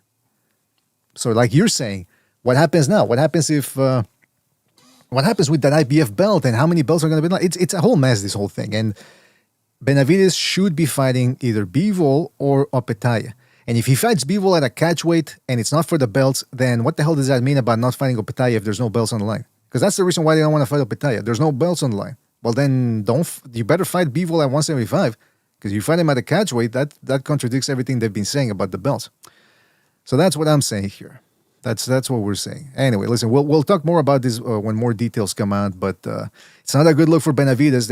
And apparently, look, Benavidez, they've done a good job. Them and the Haneys have done a good job of spinning stories. And these guys don't want to fight us. Blah blah blah. We'll see what their response is. I'm very curious to see what they're gonna say. How they're gonna try to fix this, because it does require a whole lot of fixing. Damage control. You mean what's the There's a saying, spin the narrative, the news cycle.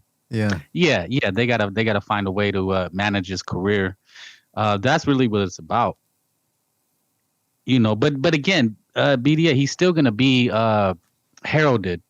He's still a decent name, and he has the rankings, the accolades. So, I mean, I think he's gonna do what suits him. He doesn't care about what the fans think or the Opetaia fight. Yeah, that's a good point, though. Unfortunately, a lot of these guys, they don't care. And it seems like Samson Lukowicz and all these people, all these seedy people, they have their ear.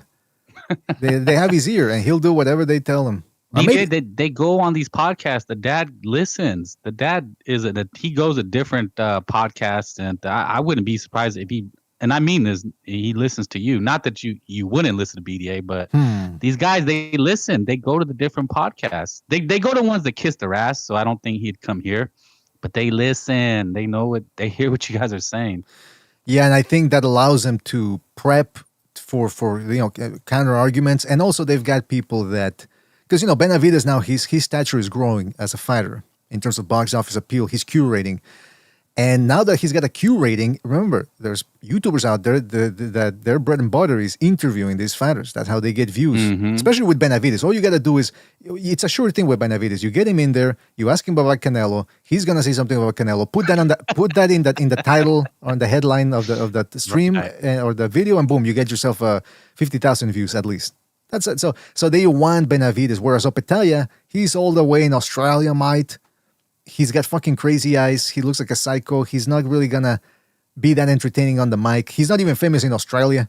So if you're a YouTuber and you want to be on a fighter's good side, which one are you gonna pick? The guy who's in Australia that nobody knows, who has really nothing of interest to say, or the Benavidez guy who's in the US, you got easier access to him, and you can always bring up Canelo to him. Get a couple of views out of that. Yeah, that's kind of you hit the nail on the head with Opetaia. It's kind of the downside is really the Benavidez can run this spin because Opetaia, I haven't really seen him be vocal. I think even during the Zuffa thing, like imagine if he was American, if he was Joe Jenkins, he could have went on and be like, nah, fuck that, man. You know, the IBF is tripping y'all. And he would have maybe he's got more clout. Maybe he can start making demands. But, you know, he's all the way in what did they call it? What's the derogatory term for the Australia? The Bucklands or Backlands or something like that. Yeah, what do they call them? Is it the Badlands or I don't know. I mean, I know the official nickname they give it the land down under, so you can go with that one if you want. Yeah, but there's kind of like a derogatory, not racially derogatory, but just something you call them Buckaroos, Bucklands. I don't know. It's something like that. We need so Carl, yeah, Okie, yeah. like calling someone backwoods. So Opetaia is kind of like in that situation right now. Too bad he didn't have somebody that could get him on these Fight Hype and Fight Hub and these kind of bigger platforms, and he could start speaking. Well, I suspect we might be seeing it as soon as today because they really do have. Oh, the Outback. That's what Paulie Walnuts in the chat is saying. The Outback. It's another term. A bushwhacker, I think it is. Bushwhacker. All right, I didn't know about that one. I think I'd heard it before. It's like calling someone an Okie, right? Like, you know, someone from the sticks or like a rube. You get what I'm saying. Right. Yeah, rural area, something like that. Well, I mean, listen, we'll see what happens. But yeah, I suspect the Benavidez and Samson Lukowitz, they're going to really turn it up and try to make people believe that they really don't, want Opetaia, but it's just, he's with Zuffa, he doesn't have any belts, and I'm very curious to see how from a PR perspective, I'm curious to see how they spin this one. That guy Samson's as slimy as they come, right? He looks like a used car salesman. Well, I mean, yeah, that's the there was a meme about that somebody made. Where is it? I think I had it here. He wears all those chains and gold watches. It's like, oh my god, the chest hair coming out and his Gucci, what are those pimp suits he has? Yeah, that's what I was gonna say. Well, not about the suits, but about the open shirt, and he's got the chest hair sticking out, and he, like you said, the chains and the jewelry. He looks like he looks like a he'll roofie your drink without a thought. Exactly. Well, listen, I'm not gonna go that far, but yeah, he's allegedly. Let's just say, you wouldn't leave your drink uncovered in front of him. You wouldn't leave, when you go to the bathroom, you take your drink with you. That's what I'm saying. Wow. But yeah, so that's what we've got. Don't forget to hit the like, people. Hit the like. Really helps us out. See what people in the chat are saying about this whole Benavidez thing. Let me re-scroll here. Round one says Scamson. Oh, he's calling him Scamson, Frank. Scamson and the PBC protection program at its finest. Miso Dionysian says the Benavidez camp has always been shifty. Rapak Striking Company says the Benavidez have not called the Turk a liar. This Frank is going to defend the duck. Now, come on. See, Rapak thought that you were going to defend the Benavidez. Well, that's what I said. You asked me the angles, and I just gave you the angle for Benavidez. What they're thinking and going to try to spin it. Doesn't mean, again, I don't condone it, but I get it. Exactly. He's not justifying it. He's explaining it. What else? Eduardo Alvarez says, I heard the IBF and WBO are going to work with Zuffa. Huh, interesting. Because the Sheik said that he was going after the IBF litigation time because of what they did to Opetaia. So maybe maybe the IBF did this to say, listen, you know what? This was all just a little bit of a bluff, but we want to work together. You know what I mean? It's like they're trying to show that they can cause damage to Zuffa, and that by doing so, look, we can extrapolate something from you. Give us something, and we won't do this. Because the IBF, they want to keep doing business. If they see that Zuffa might become a big player in boxing, why would they want to make enemies with them if they can make friends and make money off of it? The WBC is the one that really seems to be still trying to have an acrimonious relationship with Zuffa. But maybe the IBF, like according to Alvarez there, he's saying that no, they're gonna be working. Jump to says, instead of trying to get one of the 3 belts, Jai is gonna turn around and go to try to get the belt that was stripped from him for no reason. Excuse me. Al Cuerpo says, round 1 told me that Al Heyman is the GOAT. All right. Parokua says, Benatatas, come on. Benatatas, the queen of sparring stories. Yeah, because I mean, yeah, they always bring up he beat this guy up in sparring, he beat that guy up. Reese Lynn says, based on box rec, Opetaia is an inch and a half taller than Benavidez with an inch and a half deep, inch and a half reach advantage. All right, very interesting. More BDC says Remen Murataya is fighting Robson Conceição yet. Next, yeah, we're gonna talk about that. Samson. Oh, brother.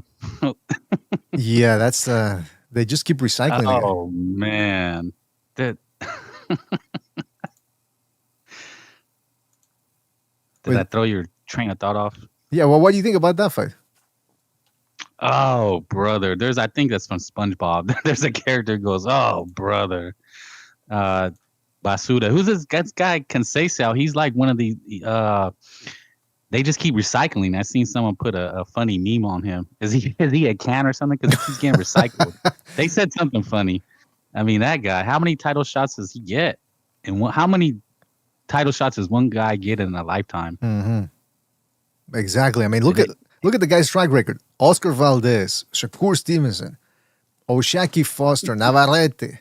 Now Murataya is like, holy smokes. This guy is the top-ranked trickster, man. Yeah, exactly. He's he's the go-to guy. You need a fight. You need a solid. I mean, look, it's not a bad fight, but we already know Conceição is not on that level. I mean, look. First of all, I thought he beat Valdez way back in what was it? Oh, yeah, that's right. That was controversial. 2021. But ever since then, okay, he's got a win over Foster. That's looking good. But he also has a lot to Foster. And he's never really been convincingly beaten on the level. I mean, again, the Valdez fight, I think he won it. Navarrete, that was a draw. The Oshaki Fosters, they split it. And Shakur Stevenson, Shakur Stevenson missed weight, and that ended up busting his balls, literally busting his balls throughout the fight. And nobody said anything about it. No complaints, no point deductions, nothing. It should have been a DQ. It should have been a DQ, really. Well, there you go. So Conceição is durable, and it's difficult to beat him cleanly. So it's not that bad a fight, but still, that's the best they could come up with, especially now that the zone Top Rank is working with the zone, and they could make fights with other promoters. That's the one that they decided to go with. Well, the only way I'll let Sobers go after me. I just want to throw this in. The only way I do kind of justify it, so people get mad at me because they think I condone it. No, but I get it. Is that they're saying that the winner, because it looks like they're going to be on the same card as Zepeda and Roach, is that the winners are going to face off. So I get it. So, okay, I'll give him this because it's his first fight from winning the championship. Mm-hmm. So, okay, you take one of those fights like Mason is getting Cordina, which he should slice through, right? Like butter. But I get it. So as long as he faces the winner of Roach Zepeda, then I'm okay with it. Well, there you go. Yeah, I mean, again, Frank is not exactly elated about this. Neither am I. But like he's saying, they got a plan, and that's what they're gonna go through with. By the way, that Roach versus Zepeda fight, that's on according to Ring Magazine, and it's on for August the 1st. Very interesting fight. Who do you guys have in that one? Zepeda. Too big for Ford? Yeah, I think the activity will be too much. You know, I think he had a problem with even Pitbull Cruz's activity. The reason why he did so well against Gervonta Davis is because he fights at a heavyweight's pace, and so does Lamont Roach. He doesn't throw a lot, so they can take their time in there, pick their shots, and then get a couple clean shots, and that's how you win. But with Zepeda, it's just not going to be like that. He's going to be in his face. He's going to be throwing a lot of punches. He's going to be uncomfortable. And, yeah, I don't think he's going to be able to keep up. Interesting, Frank. Geez, I'm kind of split down the middle because I think Roach has a good style matchup where Zepeda catch him in between punches. I don't know because I just kind of look at the politics like, what's really going on here? Are they setting up Roach? Huh? They on goal, I know. Well, that's why I said 50-50. I said 50-50. Geez, and Roach, they showed Keyshawn and Roach next to each other. I don't know if you guys seen that. Keyshawn obviously towered up over him, but Roach was looking big. Pause. What do you mean? About what? What do you mean he's looking big? Like he looks like big. Heavy? Big. Yeah, heavy, like, thick around the chest and shoulders. Like, he looked comparable to Keyshawn when they were side to side the other night.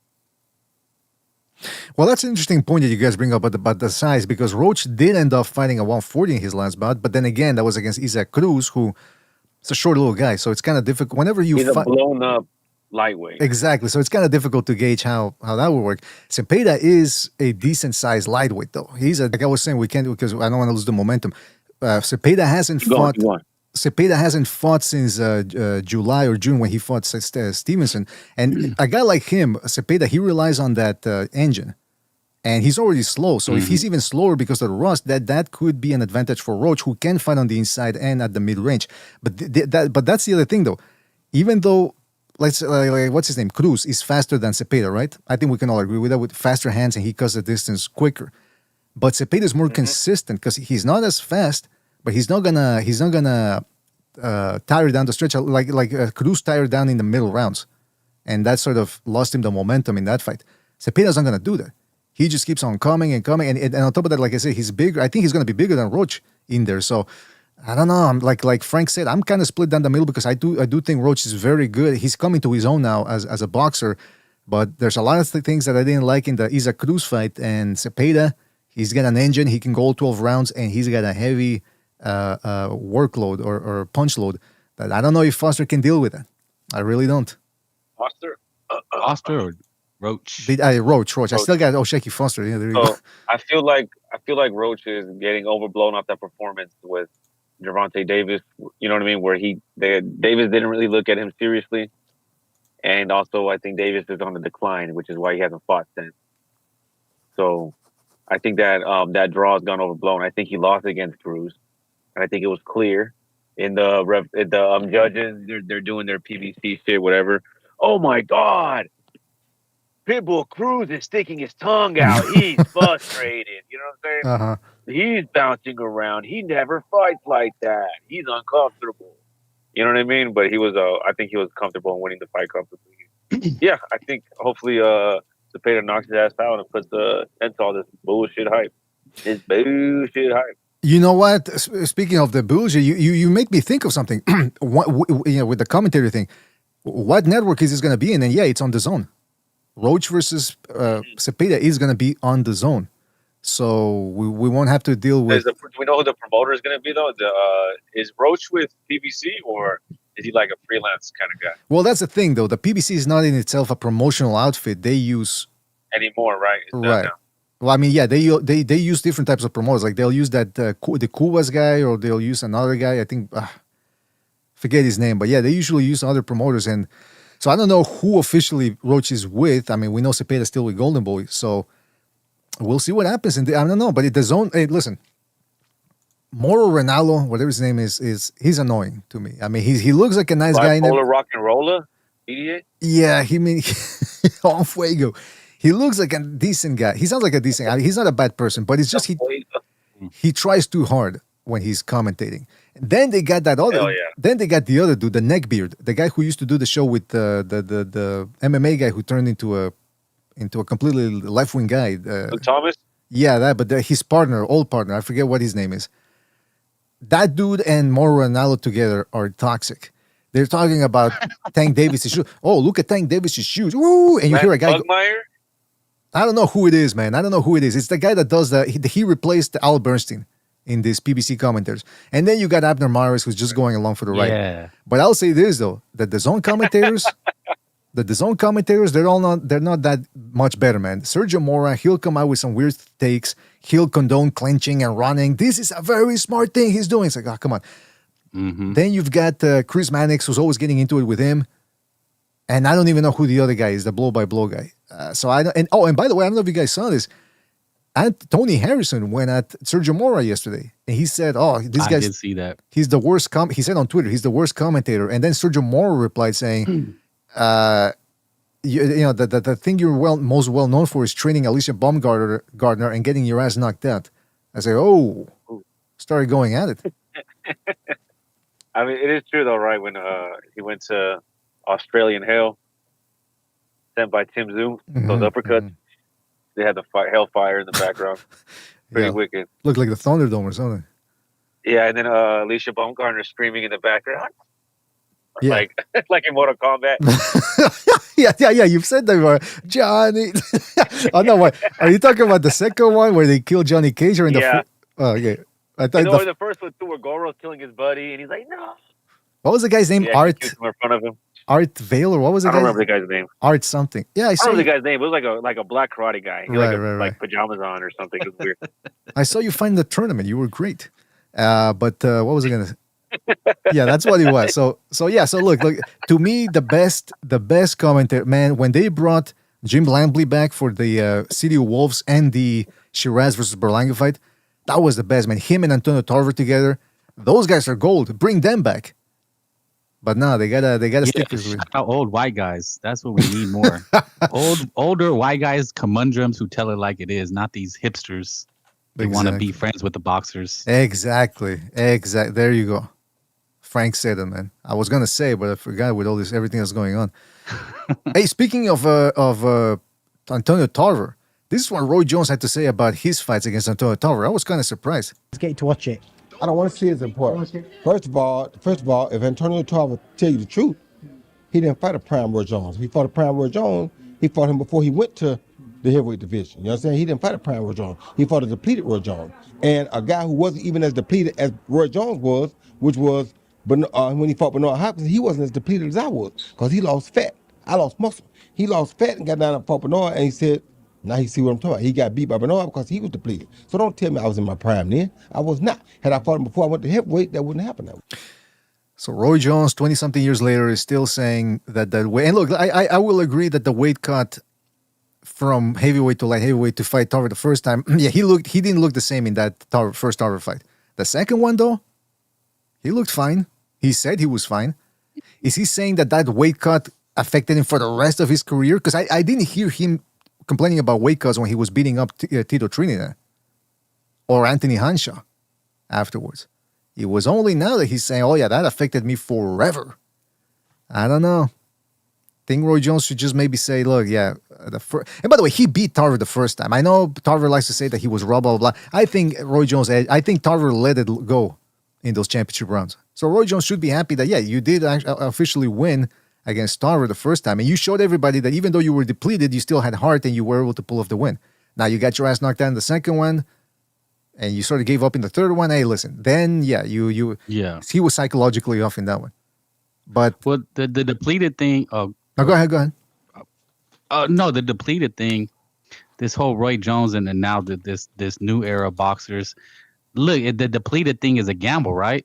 It's Russian roulette. Mm-hmm. You're taking advantage until it fucks you over.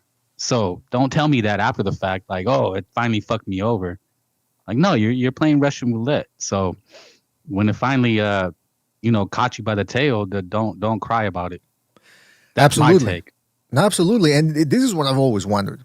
Because Roy Jones, I don't think he even weighed 200 pounds when he fought John Luis. I think he was 190 something. And I think he even weighed in with weights on or something, chains and stuff to try to appear heavier than what he was. But if you look at him in that John Luis fight, look at the size of his biceps. This dude had melons for biceps. So yeah, he put on muscle. But first of all, he did test positive once prior to that. And then he got an exemption because it turned out that it was a nasal spray or something that triggered the positive side of test. So that's what they went with, right? And I know he was a physical freak, but how the hell did he go from in November when he fought Clinton Woods to packing that much muscle against John Luis in March? And then this is what I'd like to know: the Tarver fight. Okay, you had to cut muscle or whatever, but the John Luis fight was in March 2003. Then he fought Tarver in November 2003. I had to lose all that muscle, he said. Well, was he still lifting weights after the Tarver fight? I mean, after the Luis fight, and then decided, okay, I'm going to have to cut back at the last minute?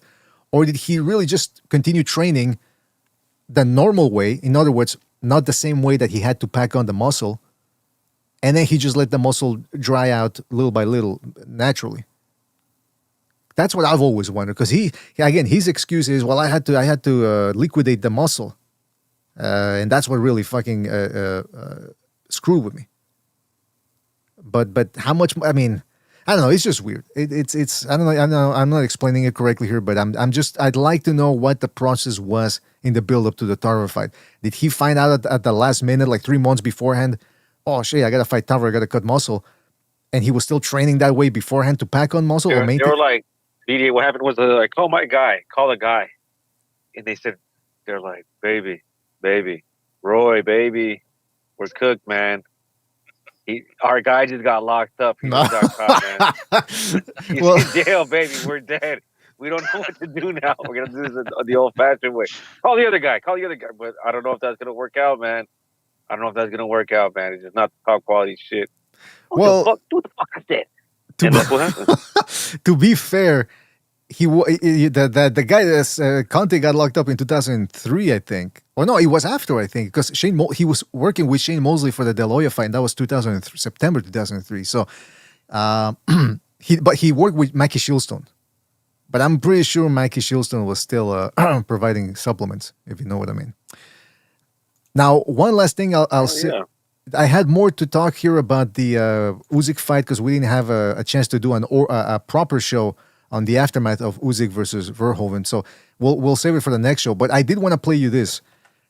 This is from the sit down that they had between Zayas and Jaron Ennis. And we're not gonna go through the whole thing because, like Fresh Prince in the Discord said, you can pretty much sum up these face-offs the same way. And he actually hit the nail on the head. He said most of these face-offs are the same thing. It's always we gonna see. Oh, you gonna find out. You're gonna find out. Yeah. You better think that. You better believe that. Yeah. You gonna find out. No, you gonna find out. Oh, well, that's you better believe that. We gonna see. We gonna see. Yeah, that's good. That's good. You gonna see. Sounds good. Yeah, sounds good. It sounds good. And then the other one he said is, no, I tip my hat off to him, but he's not on my level. I tip my hat off, but he just, wearing a. Tip my hat off. You don't wear these motherfuckers don't wear hats. Exactly. But there was one part a couple of parts, but I'm going to play you this one specifically that caught my attention here about the weight. We talk a lot about weight bullying and all that. Check out what they had to say in regards to that. Weeks. One thing you said that caught my eye was that you said that Boots is basically a weight bully, that all his time at 147, a lot of his success, you seem to imply, that was because he was bigger than a lot of these guys. Why do you believe that? He was. I mean, look at Stanionis. Look at all the guys that he faced at 47. He was way bigger, way more athletic than all these guys. And they go in there thinking or knowing, okay, like, once he hit me, I don't want to get hit no more. That's it, And you got a guy that is as big as you, is as athletic as you, and he's as hungry as you. It's a whole different story. Well, that's the thing, though. Some people could say, well, wait a minute, Zayas is a weight bully too. He says he comes in at 180 on fight night for 154-pound fights. And I'm thinking, well, it's true. So essentially what this means is that if you're okay with Ennis doing it, then you shouldn't be complaining about Zayas. Because that's what I always see on Twitter. Whenever somebody, they defend a guy doing something bad, and then when another guy does something bad as well, they go, oh, how come no one is saying anything? Yeah, well, first of all, see, that's the rhetoric they use. They always come out with, when they do the whataboutisms, they go, no one is saying anything. They speak in absolutes. First of all, that's not true. Plenty of people called out Zayas for being a weight bully at 154. But then let's return back to the same thing. You're okay with Jaron Ennis being a weight bully at 147. Why cry now when he's fighting a weight bully at 154? What's good for the goose is good for the gander. Personally, Zayas is like, what, 23? 24, yeah, thereabouts, yeah. 24, 23. He's going to be out that weight class within a year. Maybe after this fight. He's not going to be in that weight class much longer. Mm-hmm. Right? So you're going to compare that to Ennis, who's been doing it his whole career, who barely moved up. Now he's, 29 or something? Mm-hmm. Well, and that's the other thing, though. Yeah. I mean, at least Zayas is being honest about it. He's like, yeah, I weigh 180 pounds, so what? He's at least he's being honest about it. And by the way, like Ennis, look, this whole thing of the weight bullying thing. Let's say you hate me talking about it all the time. Oh, BDA, stop complaining about it. First of all, I'm not going to stop complaining about it. But let's say I wanted to go.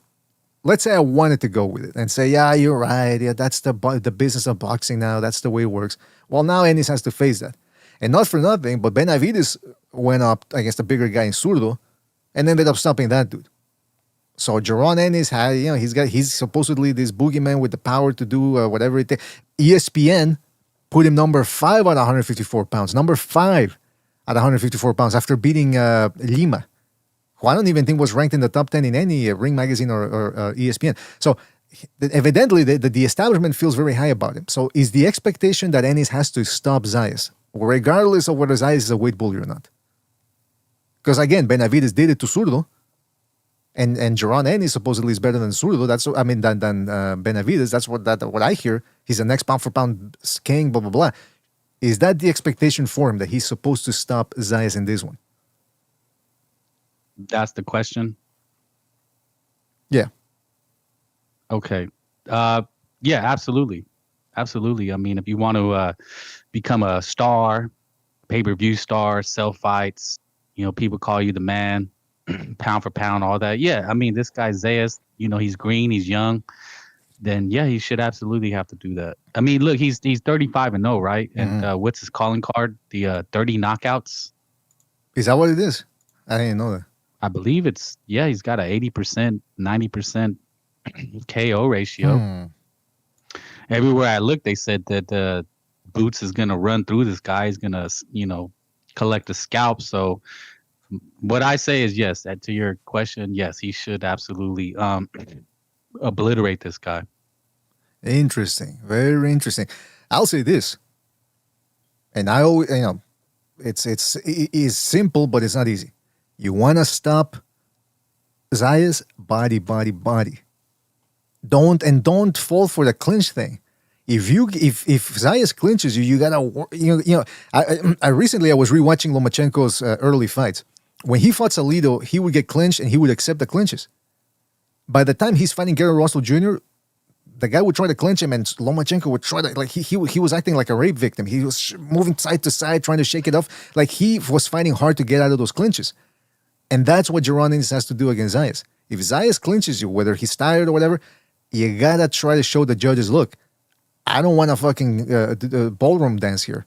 I want to fight. So he needs to do that. Well, yeah. That's showing you're a all around fighter.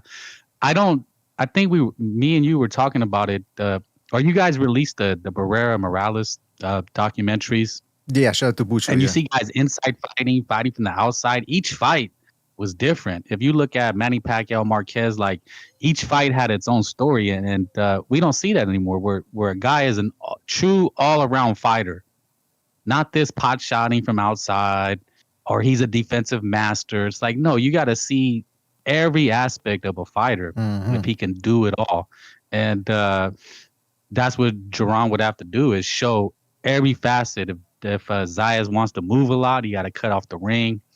I think Canelo was a close to all-around fighter. I think this Usyk guy is. I don't really seen Usyk get in there and bang it out, though. Has he stood shoulder to shoulder in any fight? Yeah, well, really just nugged it out? Maybe, you know what? Maybe not inside too much, but I mean, he had rough fights against Michael Hunter and Benavidez.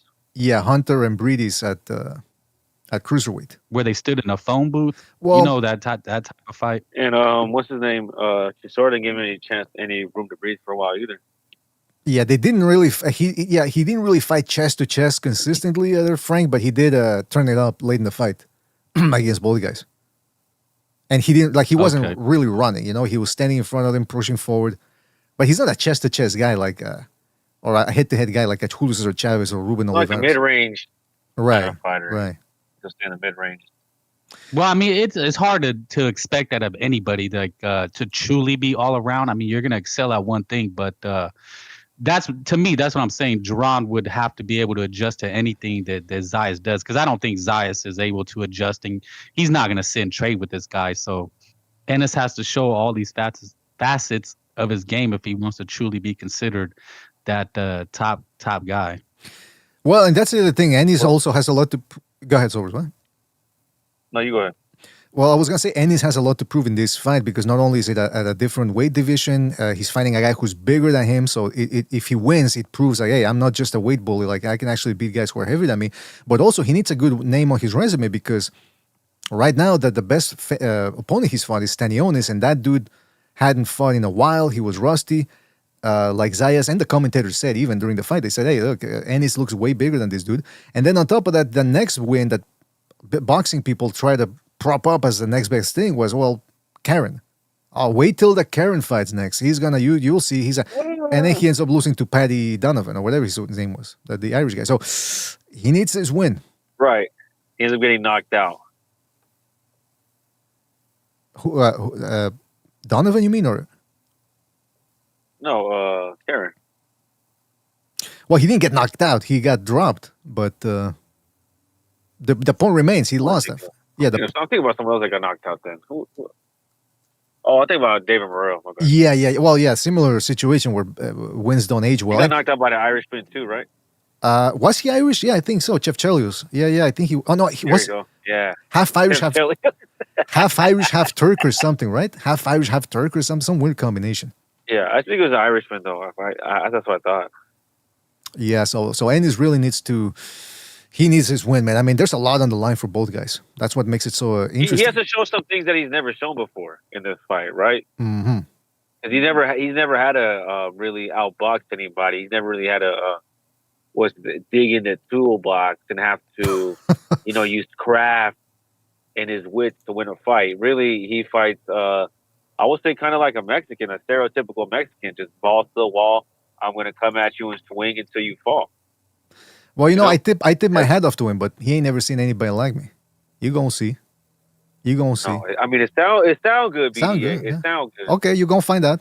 Yeah, I mean, we all gonna find out. But hey, it's very interesting you should mention that, because this is what the Zayas had to say, and then they had an exchange about their skill set. Check this out. It's gonna be too much for him.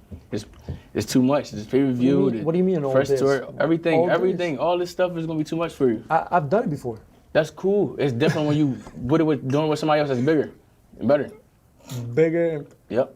Isn't it the same thing if I've done it before? No, it's if different. I've done it before. If I've done it before, I'd do it again, right? No, if you land on the moon once, you can land on the moon twice. No, it's different. It's different when you're doing with somebody that's bigger and know what they're doing. It's a whole different thing. So you're saying that the guys before didn't know what they were doing? What are you talking about? What you say?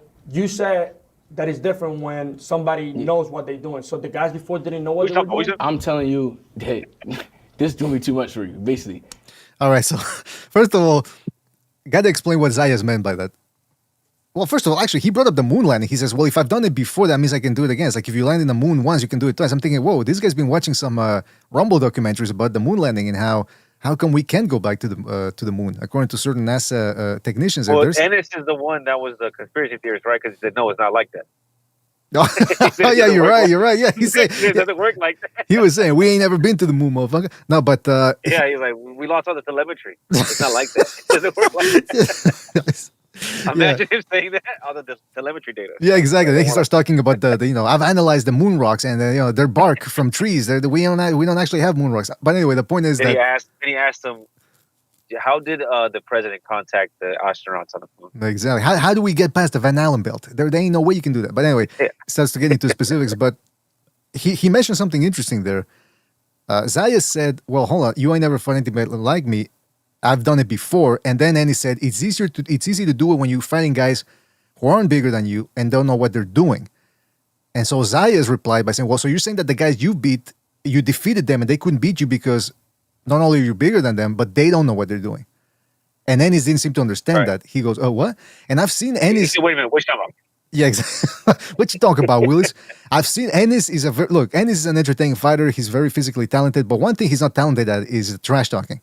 Because he gets lost and he gets all tangled up. Remember when he confronted... Well, actually, it was when Crawford called him. Yeah, during that podcast. Yeah, he said, you turned down the fight.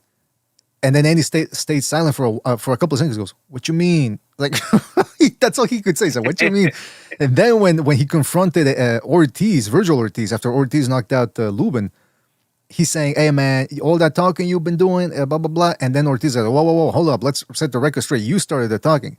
And then Andy goes, well, it don't matter. It's like, then why'd you bring it up? So he gets all tangled up. He looks like the type of guy that he doesn't really care whether the trash talking works or not. He's just, it's like happy-go-lucky. It water off a duck's back, in other words. But all I'm saying is it's kind of funny seeing him go in there talking and then he loses track of what's going on. But anyway, so I found that funny. But what do you guys think? Is Zayas the best opponent Ennis has fought? Or, Because I already know what's going to Yes. happen. Some people aren't going to give him credit. If Ennis beats him, I know some people on the internet and all that, they're going to go, oh, but who was Zayas? He was too young, too inexperienced. Right off the bat, how good of an opponent is he for Ennis? I think this is a good opponent, right? Some people might say he's a little improving champion, but I mean, he's a unified champion at 154. This weight class is popping. To get 2 belts is not just an easy thing to do. So I do think Zayas does deserve credit for that. Because this isn't like an empty weight class. It's not 147. You understand what I'm saying? Mm-hmm. It's not an easy weight class. So Zayas does, deserve his credit for that. And he is not looking for no easy fights. He's not trying to play around and be like, oh, well, what's he gonna do? See after he fights him. How's what's that guy that Russian dude that just got knocked out? That dropped fucking Ortiz. Kavalauskas. Boachuk. He's not like trying Boachuk. to fight someone like Boachuk on a downslide, taking a couple losses. He's trying to fight someone undefeated, older than him, who's supposedly better than him, right? As far as the hype goes, he's going to be, I think, an underdog when it comes to the betting. So it's like Zayas put himself willingly as an underdog in a fight to challenge himself. So I do believe he deserves credit for that. And he is talented. We know he's good. We say he's missing the power, but really that's it, right? Like he's missing the killer instinct or whatever. Well, what if this is a fight where he really doesn't try to show that? Where this is, it lights a fire under his ass, and he wants to show everybody who he is. So I do think that Ennis will deserve credit for this fight, and I also think that Zayas will deserve credit too for taking it. And I do think I'm going with Zayas. I think he's going to win. So yeah, whoever wins does deserve credit, though. That's what you're asking, right? Yeah, somebody brought that up in the chat. Somebody said, "Well, look, both guys are relatively unproven. You could take their best wins and go, there's some asterisks there." So, like that person said in the chat, whoever wins gets the credit and establishes themselves as a guy to watch. In other words, like, okay, now you finally beat a guy, young, strong, weight bullies. Let's just call them what they are. So yeah, this is an interesting fight. It's probably the best fight we got on the horizon. I mean, I'm looking forward to Cepeda versus Roach too. I keep saying Foster. Cepeda versus Roach. And that's about it. I mean, what else? I mean, there must be somebody other fight that I'm missing here. Hold on. Bam versus Antonio Vargas. Nah, come on. I mean, you don't like it? I mean, it's okay, but they're saying that, by the way. They're saying that Bam is going to call out Inoue after the fight, which when I read the headline, I go, what the fuck? Yeah, I said, what does that mean, call him out? But then, I mean, normally I wouldn't care. Oh, you're going to call him out? That's great. But remember, Turki Al-Ashik said he wants that fight by the end of the year. So if Bam beats this dude, and yeah, we might be seeing Bam and Inoue, maybe September, or maybe they do it New Year's Eve, like the way they always do it in Japan, and that's a big, mega Japanese event. Hey, by the way, there's fights coming up on June the 6th. I didn't even know. You got Wibaldo Garcia taking on Andrew Maloney, and you got the return of Masamichi Yabuki, very underrated puncher, taking on Rene Calixto. That's an interesting one. What did you just call me? Yabuki. Yeah, so what? Yeah, so what? What? I'm missing it. What does it sound like? You're saying that it sounds like Masamichi? Like you call me Masavici? Like what'd you call me? Masavici. Hold on a second. I'm looking at the. Oh, by the way, yeah, Paramount, Zuffa. They're doing an event in England. Chris William Smith versus Rosinski. That's going to be in England. That's interesting. O'Shea Jones. I don't know. Okay, women's fight, I guess. Bam versus Vargas. That's on June the 13th on the Zone. Ashton 2.0 Silver returns on the Zone 2 on the separate the Zone card, taking on Jojo Diaz. Hey, talking about recycling. That's another guy. Him and Conceição, man. Paper or plastic? Which one do you want? Oscar Collazo on June the 20th. I'm just giving you guys out the fights. We got Louis Crocker taking on Liam Paro, June the 24th. And then finally, June the 27th, Zayas versus Ennis. That's the one we got looking forward to. De Los Santos versus Valenzuela on Paramount Plus. Abdullah Mason, Joe Cordina in July. Anthony Olascagua taking on Andy. Okay, so yeah, I'm looking at the schedule here. Really, it seems as if Zayas versus Ennis, that's the big fight that we got. Would you guys... And the undercard is trash. Oh, jeez, yeah. They just screwed you. I mean, I like Emiliano, but I don't know the guy he's fighting. People seem to know who he is, and then after that, I don't know. It's just a bad undercard. Jahi for pay-per-view.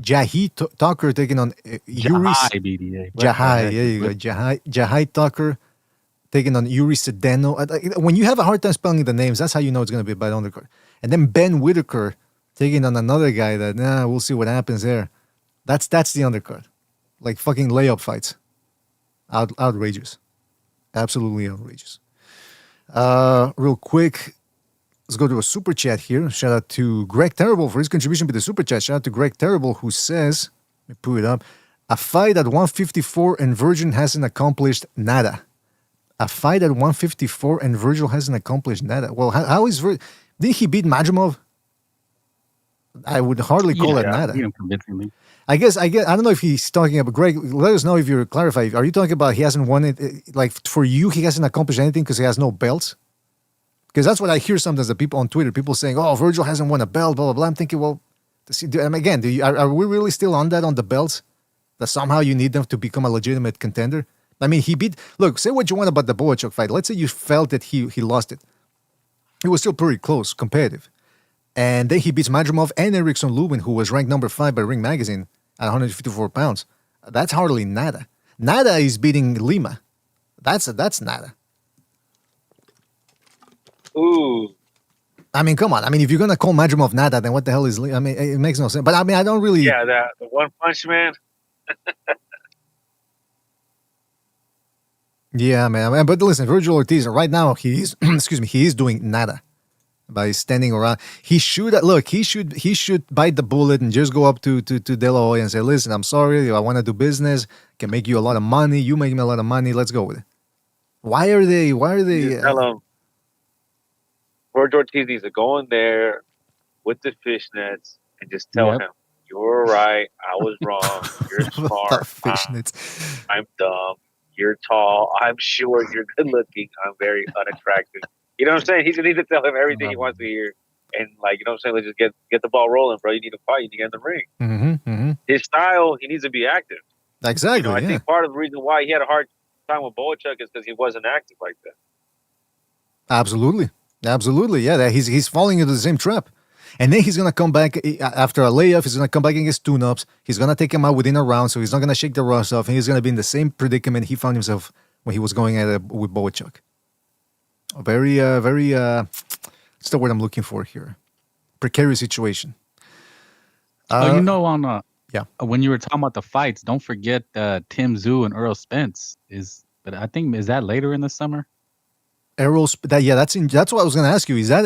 Are you guys looking forward to that fight, which is going to be taking place on July the 25th? Spence and Tszyu? Yes. Hell yeah. Yeah, for sure.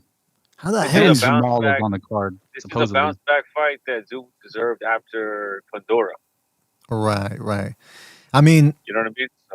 So they're doing some people are saying that they're doing Spence a disfavor by putting him in against a guy like Tszyu after so much time off. But I think, I'm not saying he's going to beat Tszyu. What I'm saying is it's a safer option than if you put him in there against a fast guy. Because Tim Tszyu is no one's idea of a speed freak. He's a bit of a he's the same. Well, he's a bit damaged himself at this point in his career. Right. Mm-hmm. When Tim Tszyu originally wanted to fight him, he was in a much better position in his career. It seems like they finagled and they did the old Guatemalan snatch away, got him knocked out. He took a couple losses. His career's kind of on a downslide. Now we'll give you that Errol Spence fight. Maybe Errol Spence can beat him if he shows up, in the right shape, and they can, elevate him a little bit off it. I think that's how I'm looking at it. Now they're trying to give it to Tim Tszyu when he's vulnerable himself.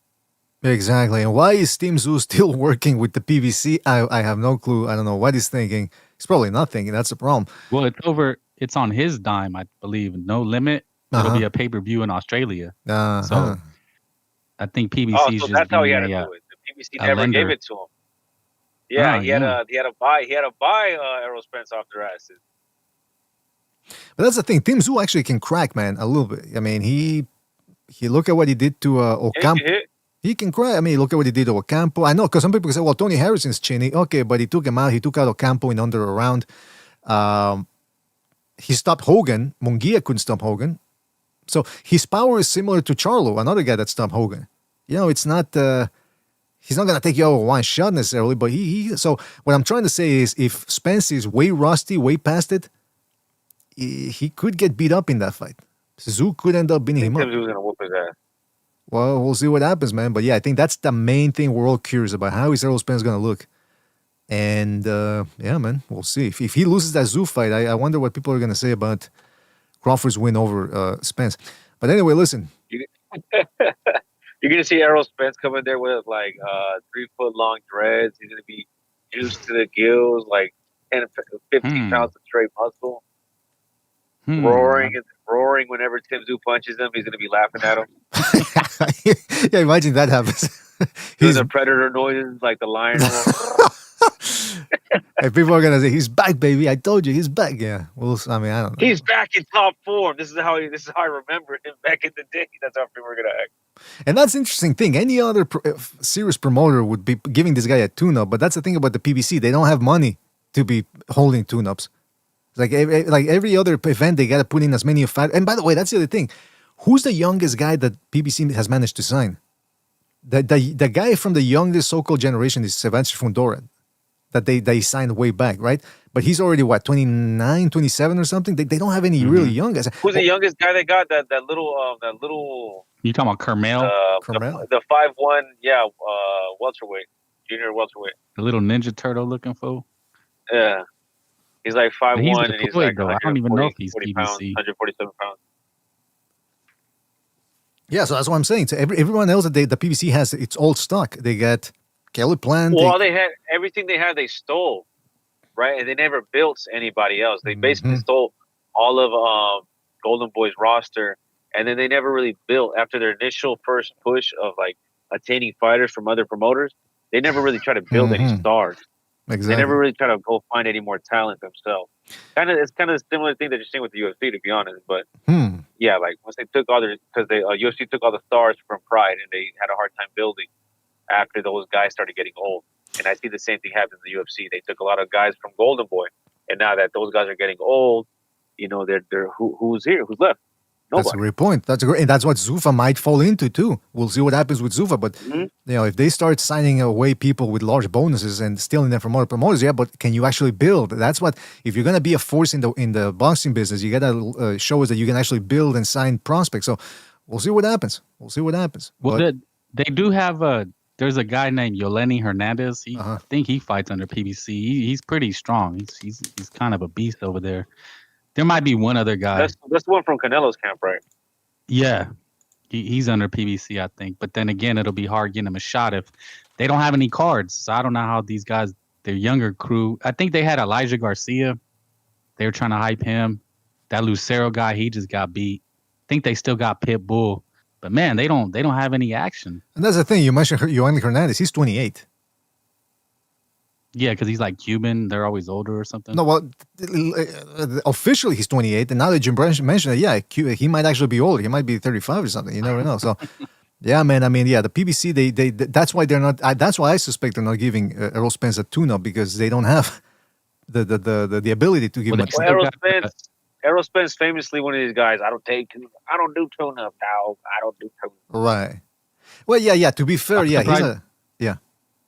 Oh, I'm surprised you didn't highlight this. You should, but I don't think you will. Keith Thurman, they still got Keith Thurman, and he's back saying that Fundora didn't even hurt him. Did you see that? Oh my God! I wanted to make a video about that, saying Fundora wasn't even landing punches. He's like, he didn't even hurt me though. But wait. Is he saying he wasn't landing punches right prior to, in order to enact a stoppage, or is he saying that overall he wasn't getting hit? I think he meant overall. Maybe he meant the final sequence, but he also was probably talking about. I mean, he has to be talking about I was doing okay, because you can't just say, hey, when they stopped the fight, he wasn't even landing. Well, bro, you know he was beating the shit out of you for like the other 5 rounds, right? Like what the fuck? Mm-hmm. Yeah, that makes no sense. It wasn't so much that sequence as the accumulation of everything. Exactly. Yeah, he's bleeding all over the place. He looks like Jim Caviezel in Passion of the Christ, and he's saying, I didn't get hit. I mean, come on. Well, no, he's on a podcast and he's truly looking like a meth head. Like he looks like a meth head, and he's still talking about, nah, it didn't even hurt though. You know, like it didn't hurt. That indicates that he still wants to fight. If he would have said, they should have let Fundora. They should let Fundora beat the fight out of him. Well, what I'm saying is he still wants to fight now. Like he's not going to retire. Huh? But yeah, you're right though. I said that after the fight, we had that discussion about whether they should have stopped it. No, man. I think same thing with Verhoeven versus Usyk. Let the fight play out. Let the finish play out if it's going to come. I want to see. I don't want to be left with the could have, should have, would. Nah, man. Blue balls. Yeah, blue balls. No. Chillin just said, I think, he said he wasn't even touched. He's basically saying he wasn't even getting no. touched. Yeah. Truly. Perfect. Truly delusional. He's lying to himself. Yeah, I want to see. He's been drinking too much of that Wakandan Kool-Aid, bro. And it was but I didn't listen to the interview. Was the interview gassing him up too? Like, yeah, Keith, nah, for real, you wouldn't need. He was like, for real. He was like, for real. Yeah. Like low key gassing him up. Like, okay, yeah, brother, you got it. Yeah. I was not impressed. Yeah, that's what he's Fundora didn't bring anything to the table. And then that the interview is like, yeah, man, yeah. Like this guy, I was actually getting stronger. Keith Thurman says, I was actually getting stronger in there. The interviewers agreeing with him. Thank you.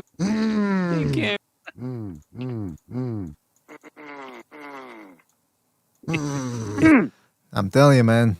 No, but at the same time, the interviewer, what are you gonna do as an interviewer? Say, "Nah, come on, no, that's bull." It's like you're not gonna start a fight with Keith Thurman telling him, I in that scenario, I would just let him talk and get it off his chest.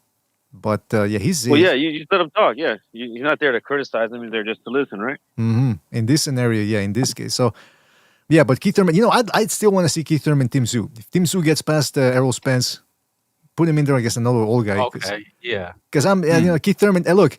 If the Fundora beating didn't do it, maybe Tim Tszyu beating him would do it. He's still a name. He's still Wasn't enough of a Keith Thurman name. supposed to fight Tim Tszyu too? Weren't they signed a fighter? They were like in talks or something. Yeah, that was the original. Yeah, man. Yeah, give Tim Tszyu his fights, bro. Give Tim Tszyu his fights. Yeah, that's another guy that needs to get a little rest. They tricked his ass. They tricked him too. Absolutely. Give him another easy fight. All right, well, listen. I think that concludes it here for this show. That's all we have for today. Gotta go watch some of the international friendlies that are taking place here. Preparation for the World Cup. What is that? Well, it's in preparation for the World Cup. Football. I mean, well, you Yanks over there, you guys call it soccer. You guys gonna watch some soccer? Hey guys. Soccer. There you go. Yeah. So I'm gonna watch those. Yeah. Brazil is playing. Is Brazil playing today? Fuck, I gotta check. Anyway. I feel like BDA watches soccer with a ref jersey Before we on. go, there's a chat. Chili Distributor says, did y'all see that Shakur removed Ford from his brother's group chat? Nah. They got the little special, like the one, like the one we have there. That Ford has been removed. They got a Discord. They took him out the Discord. They took away his mod privileges on Discord. I wonder what that Discord is called that they have, that little group. Give back my wrench back, dog. That's what Ford told him. Pretty much, one of these is when I see Shakur Stevenson at the T sector talking about that. Shaky Foster, he stabbed me in the back, man. He stabbed me in the back. But yeah, that's what we got here. Ford was right there like this in the Discord. But just you came over here like a bitch, dog. Give me my wrench back, man. I gotta tell you. If I ever get recorded like that, that's my last day. No, I already got a couple of those from you there, Frank. Don't be so... No, I'm kidding. Well, listen, I want to give a shout out to Solvers and Frank for joining us. Really appreciate it, guys. Jumping in on this Sunday show. I know it was a bit early for some of you guys, but yeah, we got to do it differently every once in a while. Just play around with the time there. For sure. And I want to give a shout out to everybody who joined us as well in the chat. I'm talking about Gonzalo in the chat. Shout out to Gonzalo. Good night, he says. Oh, yeah, it's a night over there in the Philippines. Gonzalo, jump on the Discord, bro. We got, you won the Gonzalo comeback, huh? I'm back.